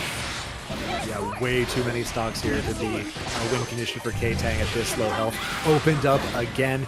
Doesn't have 100 put behind it. Does have 50 if we so desire. Is for a reset? No, just going for a strike throw. Finds it on the lariat. Ktang goes down swinging to Inochi 2-1 to make it into losers. Semis. Ktang out at 5th here off the back of that Narmaya play. Damn, Ktang had such a good run, was on set point as well, but Inochi locked back in. I have to imagine Inochi came on, into the playlist, and she was like, all right, well, my character theme is pulled up on Ox. I'm big chillin'. I gotta hit you with the perfect to reset the momentum real quick, and brought it all the way back. Ktang still played his heart out though, but when you're up against the corner, Nier's got 100 meter behind it, still got the empowered 5H, just play this evil Granblue zone behind it, and also all the stocks in the world to actually send out death if we want to try and chip you out too. You're forced to make a decision there, and getting caught out with the counter hit, you died trying. That's all you can say. Situations where you're forced to interact with Nier are loaded dice every time. It's not impossible to do. We actually saw Ktang had a lot of really good answers to death there. Quick short 5Ls to get death off your back for a little while. The EX flip was doing really good work at mid-screen as well, and closing rounds out at the end of the game. But sometimes you just get cornered against Nier. 1 or 2 resets, you get 2-touch, kind of like we were talking about earlier. You got different styles of Nier running around. You got the zippy 2-touch playing solid. You got some like the Elsas going around with the tech. We got somewhere in the middle there for that round, playing super solid, keeping it tight until we really need to do something tricky to close the round out for the reset, for the win. Really well played. Clean work to move on to losers semis, but we're going to take a trip back over into the winner's side. Of course, we're starting it off with a first of 3 Sharks versus Yoru Sensei to see who gets that guaranteed ticket into the winner's side of Grand Finals. It's going to be a fun one. Sharks, the Metera, who likes to kill you. Not really trying to zone you out, simply wants you dead. Yoru Sensei on the 2B, another character that can do lots of different things. Again, kind of like with the Nier we were talking about a second ago, has a lot of different ways you can play them. Usually play like a mid-range style with a little bit of a set play to back it up if you want to. Use your cooldowns on that. A lot of flexibility in the character, so we'll see how these two end up matching up. I'm curious to see if Sharks ends up playing any more zoning, if the approach is matchup dependent or not. Because I could see an argument for some characters being a little easier to zone out than others, but that's assuming Sharks doesn't just kind of have that shark in them. Yeah, not quite that dog, but we do got the aquatic predator pulling up here to try and chomp his way through to that grand final side. But I don't know, Yoru Sensei might have a good time keeping you at bay, of course. Yeah, we're thinking about, okay, we have a lot of good tools to try and keep 2B out, but at the same time, she has such good air mobility, so many good ways to try and stall out, even if you're looking to commit to a 2H, that, it's going to be scary sending out even any of these arrows in the mid-screen. Yeah, absolutely. There we see that big long range in the mid-range coming through for Yoru Sensei, but the anti-air for Sharks, a big starter here, pushing Yoru Sensei all the way across the screen, but there's that double jump into the JH falling that you were talking about earlier. That air mobility makes things a lot easier for Yoru Sensei to navigate. Fall through with the JH, no stall. Big chillin' catches you out, trying to look for that ultimate arrow, but Yoru Sensei still in range for the 5M. and in range for the SBA conversion to boot. Sharks in the strike throw, going high, delayed with the pod. Oh, but we're catching Yoru Sensei with the pillar and the arrow cart. Sharks is going in right now. Looking for the air arrow, tries to do it one more time, but Yoru Sensei meets you where you are and snipes you out of the skies with the JH. Man, that was some chunky damage off that JH air-to-air too. Sharks trying to find the zoning to begin the game, approaching with the 6-6L off the back of the extremely effective zoning so far. We find the parry, but we don't find any follow-up. There it is, though. The mid-range is Yoru Sensei's to control. Sharks caught jumping. Yeah, not able to get the gauntlet ender, but still a good amount of damage here. Up against the corner, the parry. Slam down, and we're full on the skill gauge, too. Here we go, Sharks pulling up. We got full screen, pull up, and we got the anti-air, sniping them out. Keen eye here on Sharks, spending BP back and forth with the Brave counter and the Brave counter reversal. Sharks spending 50 for the big ol' arrow, keeping Sensei pinned down. The air throw too? What else Sharks got in there? Pull up, bait out the DT straight into the super. We got the fire flame flip. Sharks out of the board. That was some Hawkeye levels of tool belt going on in there. Sharks pulling out all of those stops. Yoru Sensei gonna have to find something here in this third game. The parry is a good start. Pushing Sharks into the corner as the follow-up. Little pressure. Sharks challenging with the 2 A's just to keep things, or 2 L's rather. Again, Unipilled coming through. Thanks a lot, JC. All good, all good. Yeah, a little 2A action, tapping on the toes here. Pulls up to the jump back assault. Oh, but instead keeping the assault on. Yoru with the pressure. Send it out for the super. It's not going to recover any skill gauge, but it's with one-touch territory. Yeah, you are low on the gauge right now. Good call out there. There is a lot of efficiency you need to hold on to, but Yoru Sensei just going for boxing you in. Good old strike throw, good old footsies, closing out game number 1. Here we go, started off with the same kind of approach in game number 2. Yoru Sensei got Sharks in the corner already. 1 knockdown and a dash up is all it takes. Oh, we didn't find the throw though, just out of range. Needed that dash up there to just go a little bit deeper, but instead the deep jumping gets caught up on a 2H on the other side.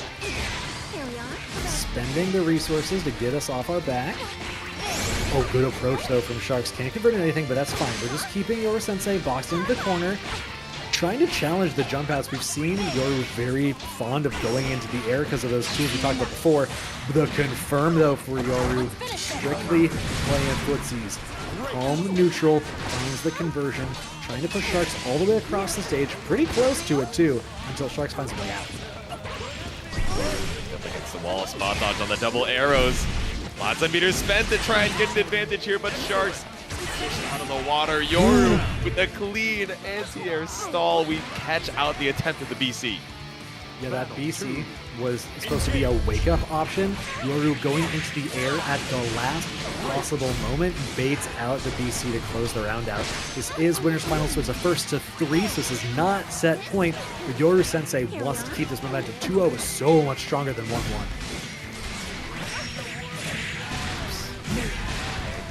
Tackle up against the wall here. I was going to say end it with the gauntlet, but still. Combo as much as we can. It's one-touch territory for Yoru. The double arrow buys the space. The DP is baited. Sharks now with a little bit of control back. Even up on the inventory, going to the air for Yoru to jump over the second double arrow. Delay on the JH is blocked out. Sharks playing nice and patient.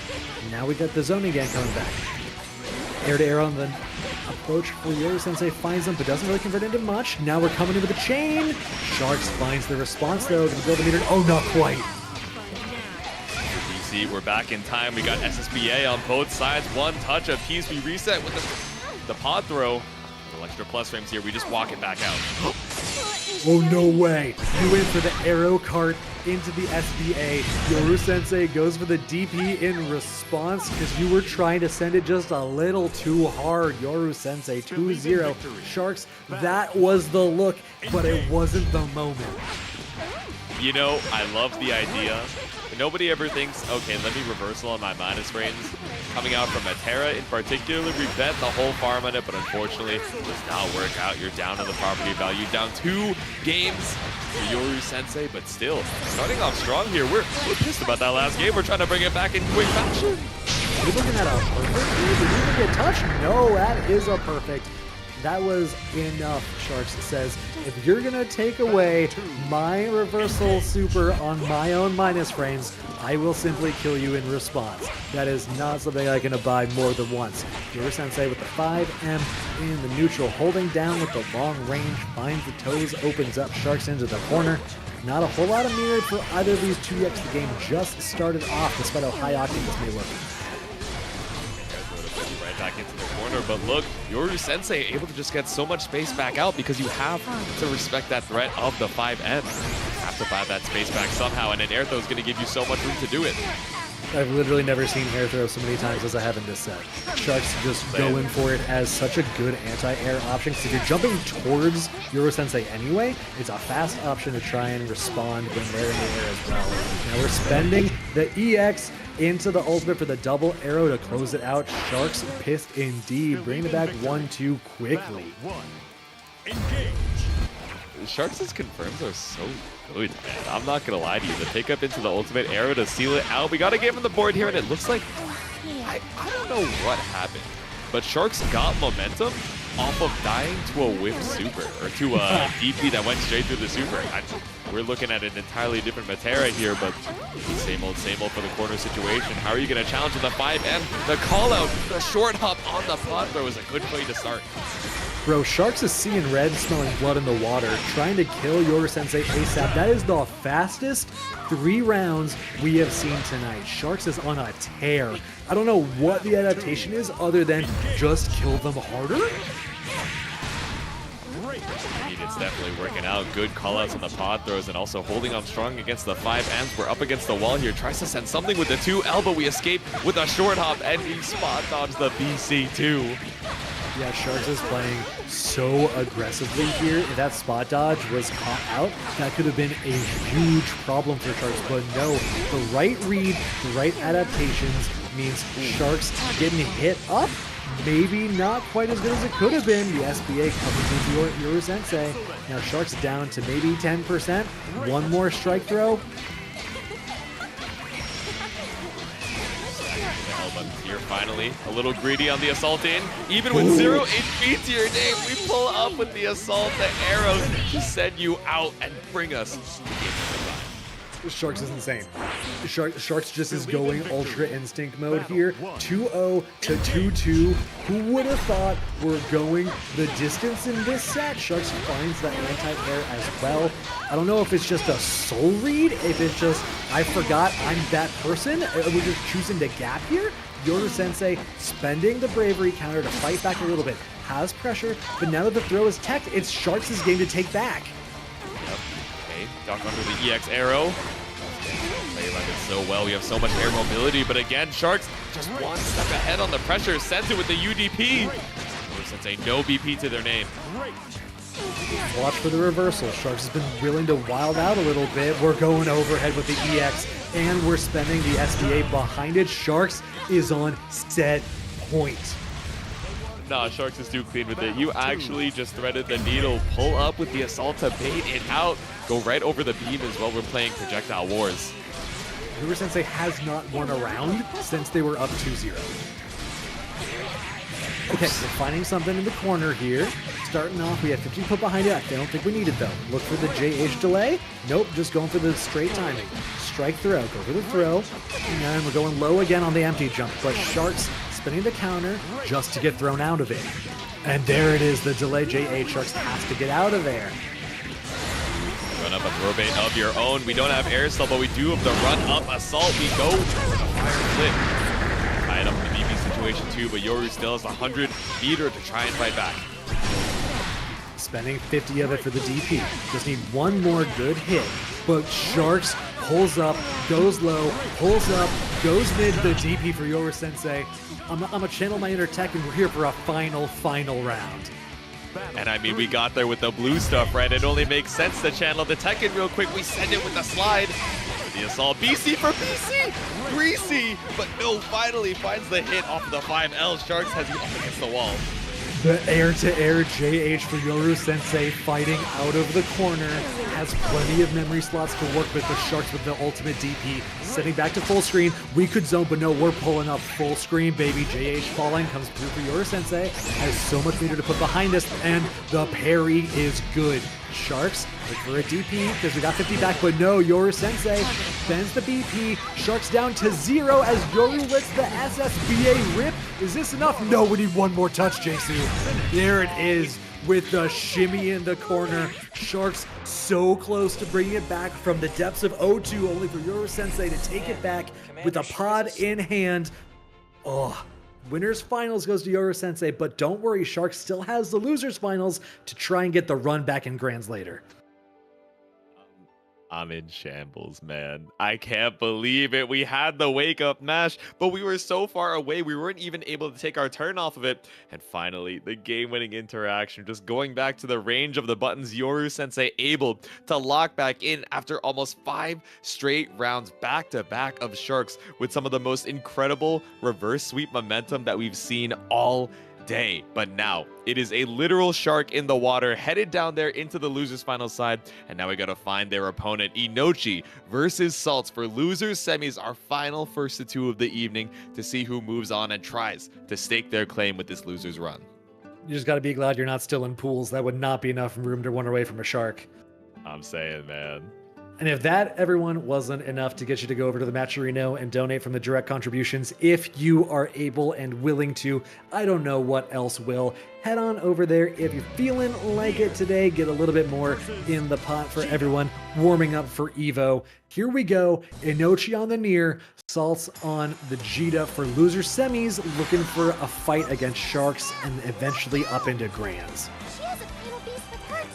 Let's see it. VTuber versus the Sharks. I mean, you have matchup experience against Gargura, but like Saltz in the water, I mean, I don't know. A shark was born in it. It's hard to say who is going to have a better matchup going into that losers finals, but either way, we're letting the intros rock. One of these players is going to be out at 4th place, so let's see it. Lucian pulling up into the chat to cheer on Inochi real quick. I see you, I see you. Inochi fans, Saltz fans, come in for losers semis.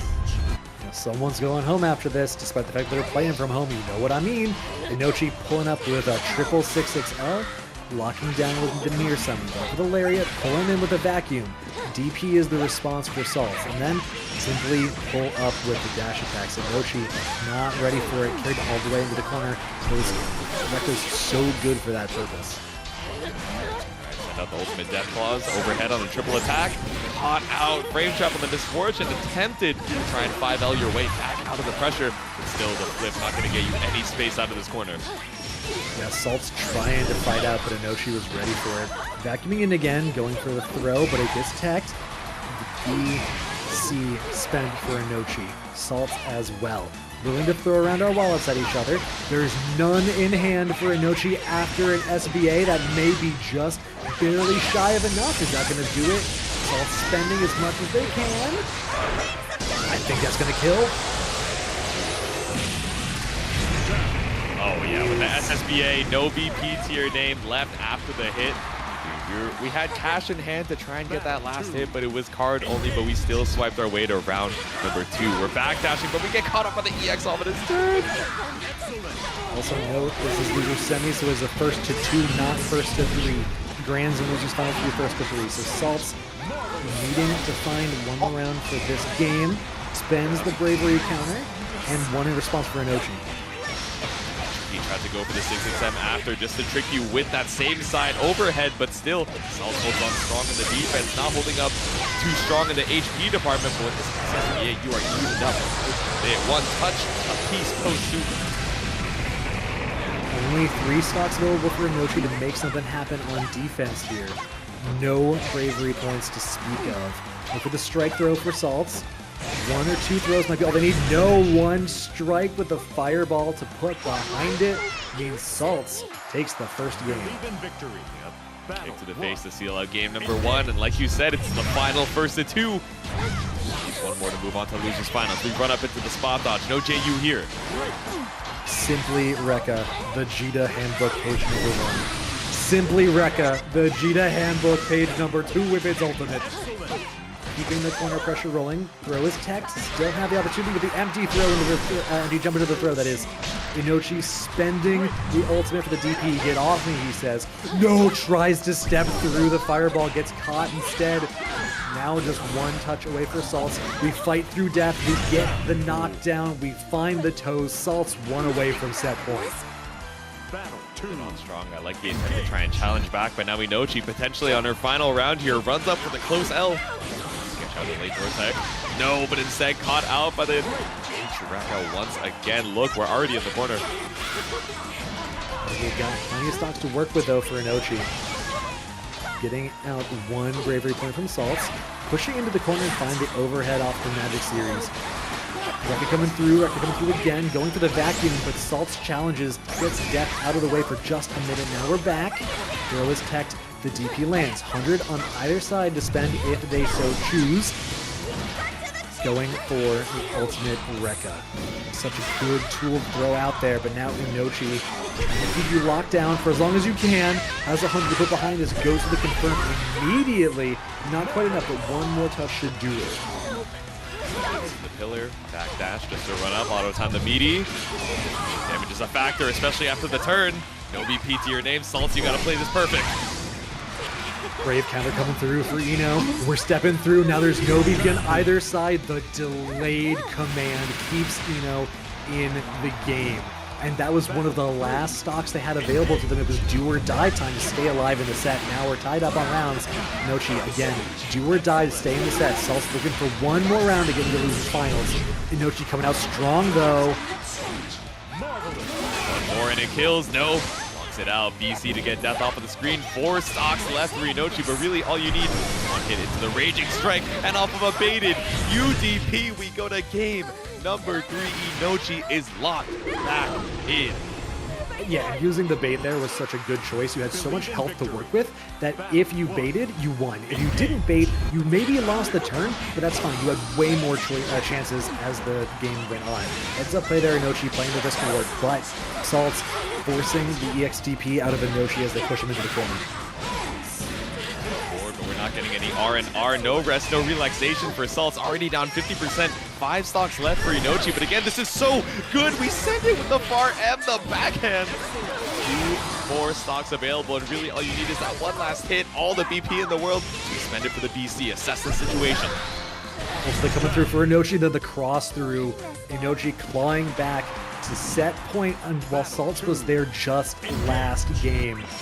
Inochi managing to keep the momentum in their favor more and more as these games go through. Saltz having none of that though. EX Rekka coming through. DP to just close out this combo. No, where do we keep going? Bit of a frame kill. Reset into the fireball. Spot out for that Brave counter, but nothing comes from Inochi, sending it with a misfortune. A little bit of space here, trying to bait out and attempt to mash on back, but the Rekka delay clean from Saltz. Now we're going into it. Final game, final round. Who's gonna take this one? Step through from Inochi, knockdown from Saltz. DP is baited. Now we get rid of death and get rid of the BP from Inochi as well. Inochi on the offensive, the DP in response. We're just playing some footsies. Kind of hard to do when death is getting in the way though. Going for the sandwich combo. The bravery counter is blocked and then Inochi spends one in return. Still sandwich, though. This is a rough place for Saltz. Flip our way right on past death. Looking for all their corner carrier in the world. We mash on through with the 2M, but BC comes out for Saltz. Barely any health to your name, but this 2-1-4U starter is going to do so much up against the corner. You don't build 100 just yet though. Look how little health Inochi has rebuilt it at the very end when there's no BP to protect us. Saltz finds the confirm with the last smidge of meter built in the last hit of the combo. Finds their way into losers finals in a nail biter of a combo in a nail biter of a set. Wait, you actually took like 75% the 2-1-4U starter. Oh, you were no BP at the start of the combo. That's Right. what I missed. I was staring so hard at Saltz thinking, oh, you don't get 100 here, you don't get 100 here. Not only was I wrong about that, I did not look at the glowing red empty slots at the top of Inochi's health bar, but dude, the lock-in on that set point initially from Saltz for Inochi to bring it back, final game, final round.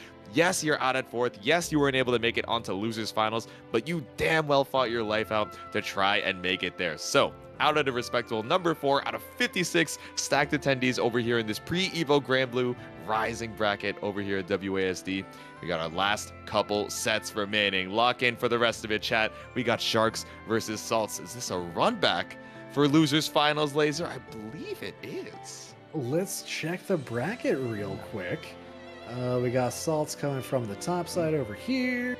Saltz is coming from somewhere else. Yeah, I don't know. I would look at the bracket a little bit more than I'm willing to right now, but maybe. Who knows? Someone in chat will tell us. They know better than we do. Yes, it is a run back. Sharks won 2-1. Yeah. Damn. Okay, from the winners semis from the top of our top 8.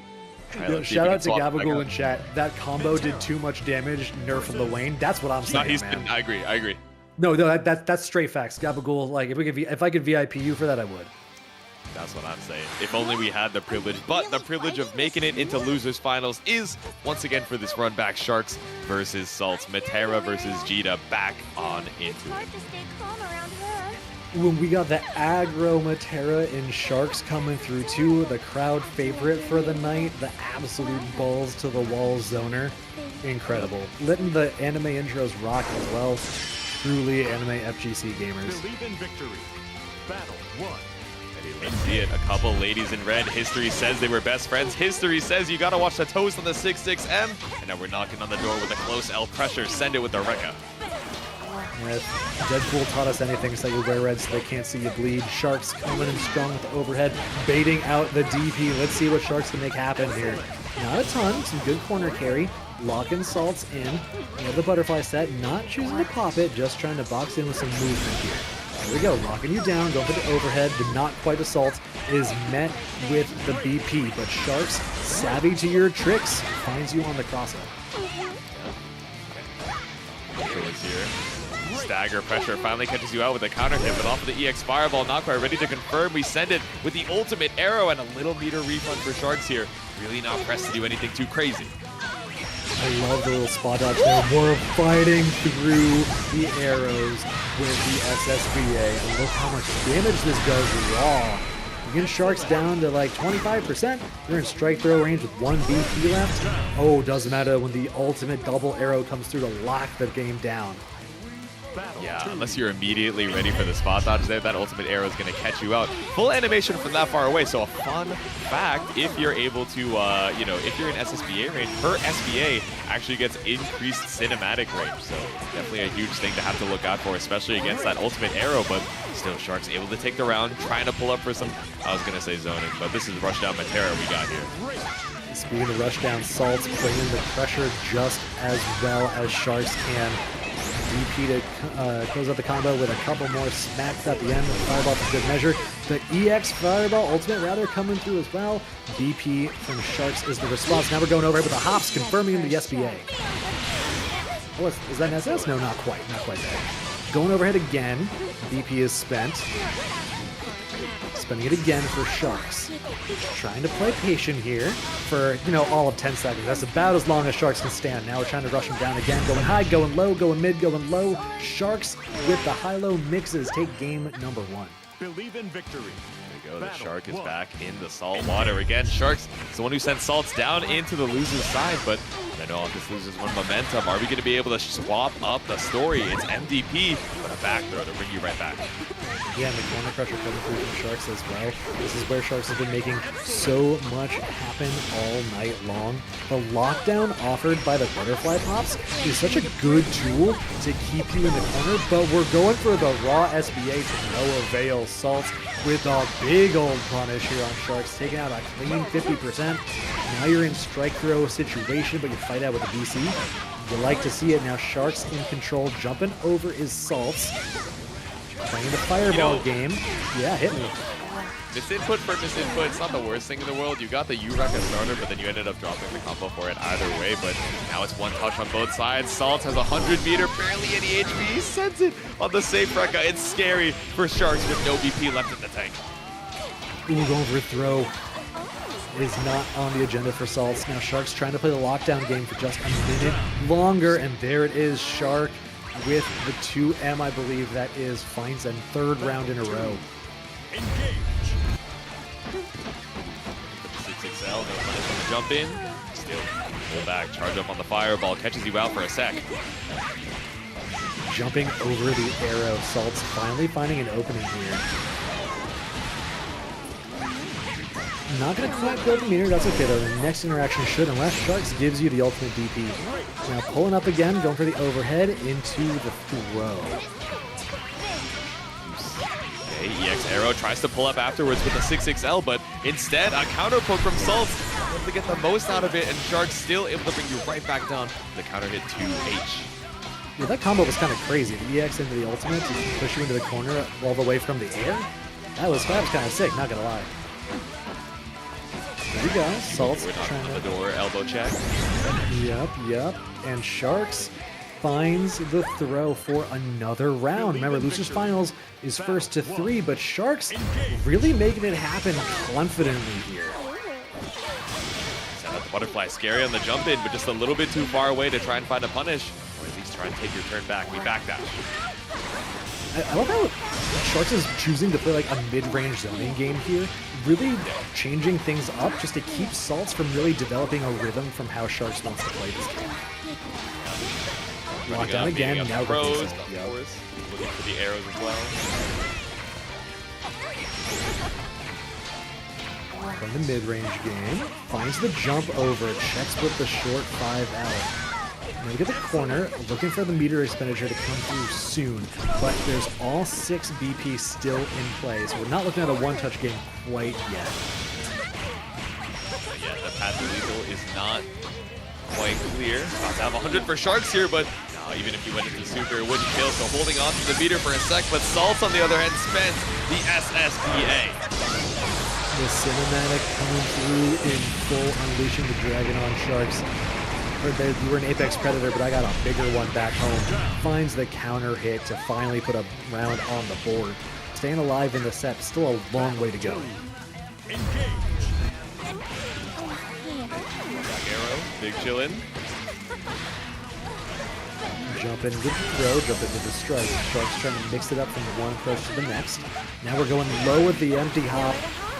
Sharks 3 interactions, 3 different options represented in a row. Locking down. That was tricky too, because it looked like the butterfly was off screen, trying to bait Saltz into moving when it wasn't your turn. Man, that's actually terrifying. I'm not gonna lie, I thought it was gonna whip. I would have tried to take my turn back too, but for the attempt, you're caught up in the corner. Now Sharks on set point. Looking for the run back up in Gran's. One more round to make it happen. Fireball game going in favor of Saltz just this once. Trying to use the Rekka to get all the way into the corner. DP coming through as well. Now you got the rest of the combo to buy back some time on your cooldowns. Good structure for the Saltz. Finds one more opening. The ultimate fireball doesn't land. I thought it was going to convert. Ooh, no, but we still got the ultimate Rekka right behind it. Thought we were too spaced out to keep the pressure on Sharks. Trying to hold that space, but Saltz just holding back into the super, or into the ultimate rather. That's one game on the board. Vital game there. Needed to stymie the momentum, something fierce, but Sharks still fiercely battling. Trying to get that run back against Yoru Sensei. Well, we find the counter hit, going into the corner with the Rekka yet again. That is that pinnacle strength of that character, Djeeta. EX coming through. Oh, we just barely get clipped by the ultimate fireball. Offers Saltz the opportunity to run up for the throw. Do it again. Second one. Empty jump? No. We're spending BP into the third throw. One more hit. Looking for a chip out with the ultimate fireball, but it's not quite enough yet. Ooh. Oh, is the arrow gonna whip? Yeah, right on the other side. Saltz with a clean jump over, escapes. I wonder if we're looking for the other SBA there. Instead, not gonna find the anti-air you need off that super. Now lots of successful jump-ins there from Saltz, and reading the jump-in from Sharks. Saltz goes for the DP. Now we get the big punish on the opposite corner with the side switch. Run unders doing wonders for Saltz here. Finds another opening. The BP is expended for Sharks. Had to do it. Jump. And I know the defense kind of crumbling for Sharks right now, but finds a 6XL. Really not a ton of damage. We run right into the MDP. Yeah, we see Sharks go for just like raw run-ups time and time again. Saltz saying, all right, that's enough of that. Going for the DP as the response adaptation. With the arrow going straight over Saltz, a little bit shorter of a model. But we do find a nice conversion here for Sharks. Doesn't have 100 to put behind it. Will for the next conversion more likely than not. He is extended to get off the corner. Driving out. Definitely a one-time situation on both sides. Oh, no, never mind. Not able to route it into lethal there at the mid-screen. So much damage taken on Saltz side. Same can be set up Sharks. 100 meters still looking for it for the reversal. SBA from downtown. The Sacred Treasures bring us to game number 5. And a hard-fought victory there for Saltz. Just needs one more. Love that choice. You've seen Sharks going for the run-up option so much, so that this is the first time Saltz decides to let it rip when it really matters at the end of the set. And Sharks has been not conditioned, but like almost trained from lack of action to not expect that. Sharks going for a little bit of zoning now. Kind of going back to the old reliable type we're a little bit more used to here, but how are you going to zone when you can't buy any space? Knows that Saltz has that 50 available for the U Rekka, for the U Fireballs. It's scary to try and challenge here. Absolutely. Now we're spending bravery counters back and forth. Spot dodge, but couldn't quite find the right timing, so uses the bravery counter as a way to keep safe. What should he gonna do for Saltz? Means more and more strike throws available. Sharks has to go for the ultimate DP to get Saltz off. Oh no! They come off with the assault though. Pull up. Clean starter, but still the conversion leaving you a little bit lacking here in the mid-screen. And Sharks trying to close that mid-screen gap with the 6XLs. Double arrow coming through. We're in zoning patterns. Oh, but it wasn't quite right spacing, which means Saltz with the ultimate Rekka takes us to set point from 0-2 just a few games ago. We saw that space out 5H coming up from Sharks, definitely looking for a whiff punish there from Saltz, but instead just pulls up, had the 50 in the bank, another round on the board, and one more to bring it back with the reverse suit to losers finals. Off to a good start here as Sharks BCs. Yeah, good back throw here for Sharks as well. Following up the BC means they get to start running some of their game plan. Little shy spacing on the butterfly, but Saltz still staying in position. Run up throw. See what more we can make happen here. The BC for Saltz gets him out of the corner and crossing up. And we get a big counter with 100 to put behind this. The Rekka pushes into the corner. Fireball for the bounce. BP to get the chain going just a little further into the SBA means Saltz takes the reverse sweep to get into grand finals against Yoru Sensei, denying Sharks the run back. Insane work. Made it to that final game, but not able to survive to get the run back over in the grand finals. Saltz swaps the story up, securing their spot in grand finals losers side. What a crazy set, man. Sharks coming out swinging big time from the beginning of it. That aggro playstyle we've seen them employ for the rest of the bracket that was so effective for 2 games straight. And then Saltz, the only thing I can really spot as like the big difference maker is finding the jump outs, right? Both jump outs to the corner and jumping over the zoning patterns a little more effectively, a little more timing reads. I'm not sure exactly what it was that made the adaptation work, but going to the air seemed super effective. Yeah, absolutely. Just getting so much out of the skies. Even Sharks over there in the chat was like, you know what? Great games. I'm out at a respectable number 3. Made my way clean into the payout, and to make it that far into the set, to have such an entertaining set of battles here, you know, both in the winners and in the losers side, who can really be mad about that? As we head into our final set of the evening, waiting for Yoru Sensei to take their stand over once again in the grand finals, winners side, to try and close it out. Yep, Yoru Sensei on the 2B we've seen all day. Interesting matchup because they have kind of similar game plans, just a little more, one on the general side, one a little bit more on the specialist side. Djeeta really wants to centralize on the Rekka tools, where 2B definitely has like the same similar Rekka tools as well, but a little more range and also a little more complete of a toolkit to go around it. That said, having a DP is really handy when you can do it meterlessly. 2B famously cannot do that. So it'll be interesting to see how the tool sets match up. Yeah, Let's see. I mean, both of these characters, you know, pretty good as far as corner carry goes. You know, one of them has to manage resources just a little bit better, especially with the, you know, more recent nerfs to that skill gauge on Yoru Sensei's 2B. But definitely once you have the meter in tow, you will be big chilling to make your way to whichever side of the screen you want to make your way over to. But grand finals, once again, Yoru coming in from the winner's side and Saltz pulling back up from losers. First to 3 here in our final set of the night, plus or minus a reset. Letting the intros rock, love to see it. Inhuman swordsmanship indeed. Probably coming out of both of these. I would imagine, right? You know, you've been on so many adventures, you got to be able to wield the blade real quick. So swordswoman versus swordswoman, Skyfarer versus automaton. Let's see it. Game number 1. Let's get into it. Saltz pulling up quickly with the 6/6Ls, trying to keep the pressure going as fast as possible. Yoru Sensei with the brave counter. Throw is tech from Saltz. The parry comes through and punish for Yoru Sensei. Backdash on the throw. Parry number 2, representing that pretty heavily early on in the set. Through with the JH. I like the spacing from Saltz here. These walkbacks just keeping you right out of range. It's 50%. Already down from Yoru, just the DP out. Yep, absolutely. Still plenty of game to build that meter back, but will make it significantly easier for Saltz to push an advantage if they so desire to do so.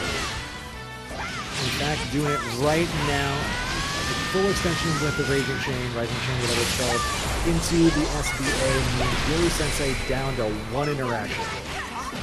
Oops. Slide out, back throw. Tries to stall, but the immediate challenge coming out from Saltz. I mean, you have so much health to try and scramble with, right? So you might as well try and go for it. Bro, that was footsies. Went for the empty jump low, got blocked. Backdash gave Yoru Sensei just enough space to punish the whiff. Amazing spacing there from Saltz. Yoru Sensei playing the air game really comfortable up there with the double jump and the pod delay. Something that Saltz may need to find out how to deal with over the course of this set. But you know what? A good old counter hit into Rekka corner carry is a good start. Pick up. Good killing. Combo limit retech. Laser finds purchase. More pressure with the mid-screen means Saltz has to spend the bravery counter and also finds an opportunity right afterwards. We're spending the SBA again. Yoru Sensei will be down to 1 diamond. Saltz in firm control of it. 1 diamond up against the wall after chip damage is throw range 2. Yeah, especially after the button tech. Hard position here for Yoru Sensei, trying to leverage the range and the rush time capabilities, but not a lot to make up for the health differential. Means Saltz finding the first game here. One game closer to the reset, but again, first at 3s, you got to win 2 before Yoru can win 1. It's going to be a battle of attrition here. Let's see if we can hold on strong. Yoru got to warm back up. Been sitting pretty in the winner's side for quite a bit. Saltz hot off the loser's run too. Ooh, the just defense from Saltz coming through. Not quite to the corner, but pretty dang close. The counter hit will get us all the way there. Oh no, the ultimate DP is baited out. Saltz with 100 meter to put behind it as well. Going to be real precarious for Yoru Sensei. Don't think it should quite close because you do still have all 3 Doty points at the beginning of the combo, but 1 more strike throw mix for Saltz to good place out the round. Safe jump. Cross up on the other side, tapping the toes. Yep. Good play from Saltz here. 3 rounds straight. Yoru Sensei not finding a lot of footing in the set quite yet. And the 6-6M from Saltz for the knockdown. Pick up, linebacker tackle, all the corner carry in the world. We stagger with the far L's, just trying to look for something while we wait the skill out. Yep, a lot of gauge to build back. Saltz taking the opportunity, but backdash from Sensei. Opening a little more room and for Heather coming through for Sensei as well to extend the combo. Good patience from Saltz, good guess on the delay in the aerial approach as well. Combo on block, tries to go for a jump over on the charged fireball, but the delay coming out from Saltz just to make it so awkward to look at that proper trajectory. Ooh, Ferry doesn't quite find it, but doesn't get punished for it. Saltz does find the next hit though, and I'm noticing Saltz's neutral is just too clean. Yoru Sensei is getting baited into whiffing a lot, and Saltz's awareness inability to react to the whiff punishes has been on point the whole thing. For it every single time. Once again, safe jump with the JL, and we tap you with the 2L. That's 2 games on the board. Saltz with the L, but trying to put one on Yoru Sensei's name too. We're looking in good position to immediately go for this reset. Yeah, looking for a quick 3-0 just to make it as easy as possible to maintain the momentum. It's going to be a really big mental lift for yourself to say, yeah, no, I got this. That was not even hard in the first set. I can just carry that momentum, keep it going. Here we go. Yoru Sensei finds the jump over the fireball. Finally get something going of their own, and the counter hit on the standing H. Has something to put behind it, but not going to get it in time for the conversion. But we're just chilling with the down back. We're like, all right, worst case scenario, I get thrown. Life is good. Run up with the far end. Bravery counter for Yoru Sensei means they get the turn back. Lots of memory to work with as well. But the throw is the play. Bring him down into an empty jump into the low. SBA behind it means we finally, for Yoru Sensei, have a round on the board. Now it's still an uphill battle in this pre-reset, but every game is data when you're big chilling over there in the winner's side. Has to be down to anti-air with a normal jump, but no, instead we run up, catch the start of the fireball with the 5M. This is a really good time for Yoru Sensei to start figuring things out a little bit, but no, Saltz willing to run up, say, yeah, you got a minute to try and remember exactly what your skills do. That means I got a minute to run at you. Yoru Sensei spending the BC. Ooh, the close L anti-air for Saltz, converting into the SBA because we had 100 to spend and we had a lot of life to give if I need to build it up again. Good call here. Looking for the safe jump that we've seen so far? No. I guess just going for the safe jab, looking for a little corpse run just to make sure we're up against the wall. Not that you need that extra corner carry, man. We see that 214H, that H-Rec at time and time again, but Saltz quite able to kill. Puts you in throw range.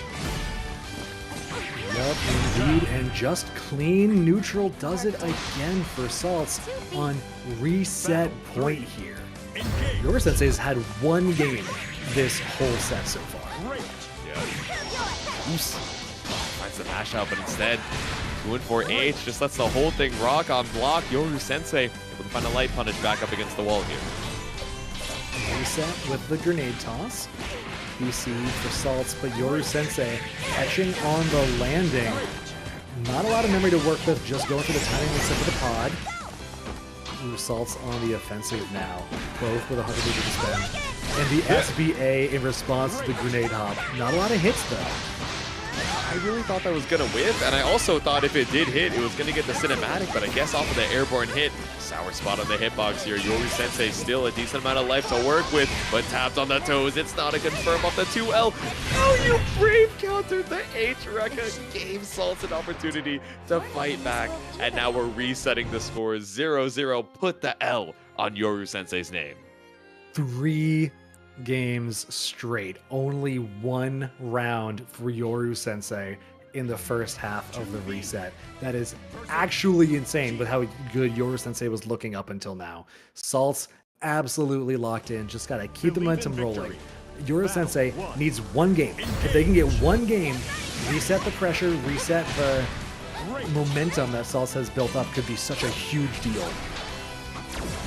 Exactly, the mental momentum for Saltz right now, hot off of that loser's run, able to get the run back and trying to bring that same energy here for Grand Finals post-reset against Yoru Sensei. And the jump over for Saltz landing as well. Everything Saltz tries is landing so far. Spends the RC so that they can go to the SBA. Sensei down to 1 diamond as well, so the next touch will probably do it if it's a full conversion. Tendency into the safe jump, but instead just goes for another neutral jump, probably trying to bait out a BC, but Sensei holds on strong, finally spends that last BP. Good meter. And a second cross-up for Saltz, opening up Yoru Sensei. Cooking so hard right now. Battle 2. Saltz cannot be stopped. I think it's like you're saying, right? A lot of these neutral situations really just going in Saltz's favor. Perfect spacing, runs up to the 2L before you can even react and think to block those toes. So many times, right, when Yoru Sensei is up against the wall with so much meter and tank, I I feel like we've really been discouraged out of using the UDP. So many times Saltz has been able to bait it out, so we're just holding on to the meter to threaten out something. Baits out a DP of your own. Yeah, speaking of dissuaded from using the reversals, Sensei trying to instill the same fear in Saltz here. Doesn't quite have enough meter to put the SBA into that combo, but that's alright. We already got him in the corner, now we're fighting out ourselves. JH, we're spending diamonds back and forth. Fireball coming through for Saltz in the neutral into the U Rekka. Nothing happening though, reset with the grenade toss. Spend all the BP, you're in one touch anyway. Sensei, how are we going to leverage the 100 meter? Haven't found a chance to use it, but didn't even need to this round. Jump behind the back, the JH on both sides. Big chillin' here for the round. Everyone knows androids are strictly optimal. Do not spend the meter if you don't need it. Air-to-air challenge with the JH. Saltz spending the BC. Across up again. It's been so effective so far. Sensei finally catching on, blocking there and using the BC to reset the pressure. EX Fireball is catching the double jump. Nah, that was evil. You run up behind the Fireball with the MVP so they can't even jump over it. Send it out with the UDP though, but still, Yoru Sensei tries to fight their way back out of the corner. Saltz tries to look for the air throw. Stop looking at chat and lock into the game. Yo, what was that hitbox on the air-to-air from Yoru Sensei? Sends it with the SSBA. Not going to be enough, but going to be a one-hit scenario. Throw his tech. There's still good chip damage coming through there. Now you're down to no BP. Yoru Sensei in good position here to finally round on the board until Saltz finds it in neutral yet again into the SSBA. Summoning the dragon won't be quite enough, I don't think, but it's still a dangerous position for both of these players here. ABC, no, we're just holding on strong. Make sure you don't get the mash out. Knows that it kills. Again, the MVPs are 100% from Saltz. No way. Double. 6-6M, he lives. The boy who holds on strong with the 1-0. And like you called out in the round before then, using the Fireball into the DP so that when you know Sensei wants to jump over it because they've represented it so often, you have the follow-up anti-air. That structure is so effective against Yoru Sensei, specifically on a character who wants to spend all this time in the air. Exactly. So many times you feel so comfortable. Oh, I have so many ways to bait out the anti-airs. Finally, using the 50 meter to bait out a DP, or rather use a DP and bait one out on Saltz's side. Again, these rounds are definitely going more in Yoru Sensei's favor, but the clutch factor, the crowd factor, absolutely in Saltz's side. Oh no! You've gotta be kidding me. Saltz confirming with no VP to protect Yoru Sensei into the SSBA for 50% damage off of like what, 2 hits? You gotta be kidding me. Same side mix is the no mix coming through for Saltz. Simply drop down on him. Another round for Saltz, running away with this as hard as possible. Straight villainy up in the reset. You gotta clear your mind in that last round, bro. If you're not able to just like delete the mental, defragment the hard drive real quick, Saltz is in the brain right now. Baits out the BC with the hard call out spot dodge. Are we gonna see 5 straight here for Saltz? Yoru Sensei gets caught as well again on the safe jump. We got another SBA to go into this combo.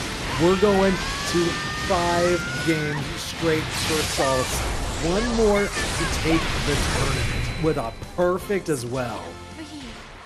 This guy's deranged. He can't be stopped even when Yoru Sensei is making so many good decisions, so many good reactions over here in the neutral. Saltz just levels up to meet you one step ahead, but finally, Yoru Sensei with only one more game to lose, amps it up to 11 and pulls up from the round start. Yoru Sensei catching on to the jump over, cross up mix, going for the brave counter immediately. Not really helping though, because Saltz just puts them back into the corner immediately, finally finding something with those mid-range buttons. But Yoru Sensei has no BP. If Saltz can touch them with a good starter, this could be a problem. Yeah, if we get side swap Rekka off of some ungodly hit, Yoru Sensei is actually dead. But with the 6-6L starter, right? The thing we're looking for is the corner carry. Second with the UDP. If anything kills you, might as well spend it all in the resources. 50% still available. Do we let the DP rock? No. Not quite yet, but is still in the back pocket for the next interaction if we need to. And there is the SSBA in response to Yoru Sensei going for the ultimate grenade reset. I think that should be enough with one more touch. Throw his tech though, so heads up on that 50-50. Oh, but the delay on the ultimate grenade toss means Saltz has enough time to 6XL their way into tournament point. Oh, the hard call out. I feel like that's the first time we've seen the ultimate pod in so long, but immediately ready for the challenge on the attempt to bring the plus rates back. Saltz is too strong with it, bro. Even that reversal SBA looking so good. It's tournament point for Saltz, and we escape the corner with the Clash Bar L. The throw gets tagged, and we find it anti-air, but Sensei cannot convert. We have an SBA to put into the next combo if we want it, but so does Saltz. Memory is pretty full. Good parry for Sensei, but ends up getting caught anyway with the ultimate Rekka. Sensei going down to like 30% health, something like that. Ultimate fireball, not fighting for just but the air throw. Okay, air throw puts you in throw range. 2-1 for you. Immediate spend on the BC. Swiping at the skies with the 2H, but nothing to be found. Brought back down to losers. Brings it back 6 games in a row. Saltz is your WASD champion for the lion's share of this almost $400 matcherino. That was the most deranged lock-in I've ever seen. Saltz just went absolutely ham all over this last set. And Sensei had good looks there too. It's not like Sensei just, rolled over and died, but Saltz had the clutch factor like we're seeing here in this replay, coming back from like 2 health left multiple times in that set, multiple hard callouts on ultimate skill timing, on SSBA reversals, on baiting DPs. I don't know what to say, dude. Saltz is cracked. Come back next week. I'm in shambles, bro. I don't even know what to say. It's like you're saying, right? Yoru didn't even play bad, but Saltz, every single time, we were doing good, rotating different ways of trying to bring our turn back, also trying to vary up the approach. But it seems like every single time we show an option that we haven't even seen in 4-5 games, not even rounds, games. And all of a sudden, you're ready to challenge on Ultimate Pod. We take to the skies. Oh, you're not going to air stall? Bam. I get you with counter hit to H, or I anti-air you with the raging strike. Man, I can't believe it did so much damage. If it killed, I would explode mentally. But that is how it goes. Yoru Sensei out at a respectable 2nd place, and against someone who was playing so hot, it's hard to say you could have done anything better there, but that is how it goes. Saltz played out of their mind. Your champion of WASD Granblue for tonight. Guys, it's been an absolute joy hanging out here over on the commentary desk. Once again, it's been your boy Djeeta. You can follow me at J2_. And of course, Laser, you can follow him at LaserJishin on your favorite social media, Twitter, of course, being one of them. But Laser, any last words for the people at home before we send them on their way? And same for Imp. I don't know if he's got some last words as well. Yeah, it's been good. Thanks for coming and hanging out. It's been a good 3.5 hours. I'm still super impressed. You all crushed the matcherino this week. Super generous. Really heads up with claiming the codes. Thank you all so much for that. Jesu, it's been a pleasure. Everyone, if you're heading to Evo, be safe, have fun, wash your hands, bring hand sanitizer, wear a mask if you need to, hydrate, make good choices. Imp, anything to close us out? Yeah. Just a quick heads up that signups are open for next week. Sounds like no. All right. You guys. Sick. Thanks, everyone. Have a good night, and see you next week. Peace. All right. I don't know why they can't hear me. I'm just going to say signups are open for next week. They're in the chat. Or the link is in the chat. I think you guys Oh, God, we're still live. can hear me on stream. Guys, I'm stuck in the box. I can't get out until he lets us out. We're down in Im's basement right now, just doing the commentary. We're not even home. He just set up our. I'm gonna send everybody over to TNS. And yeah, thank you again.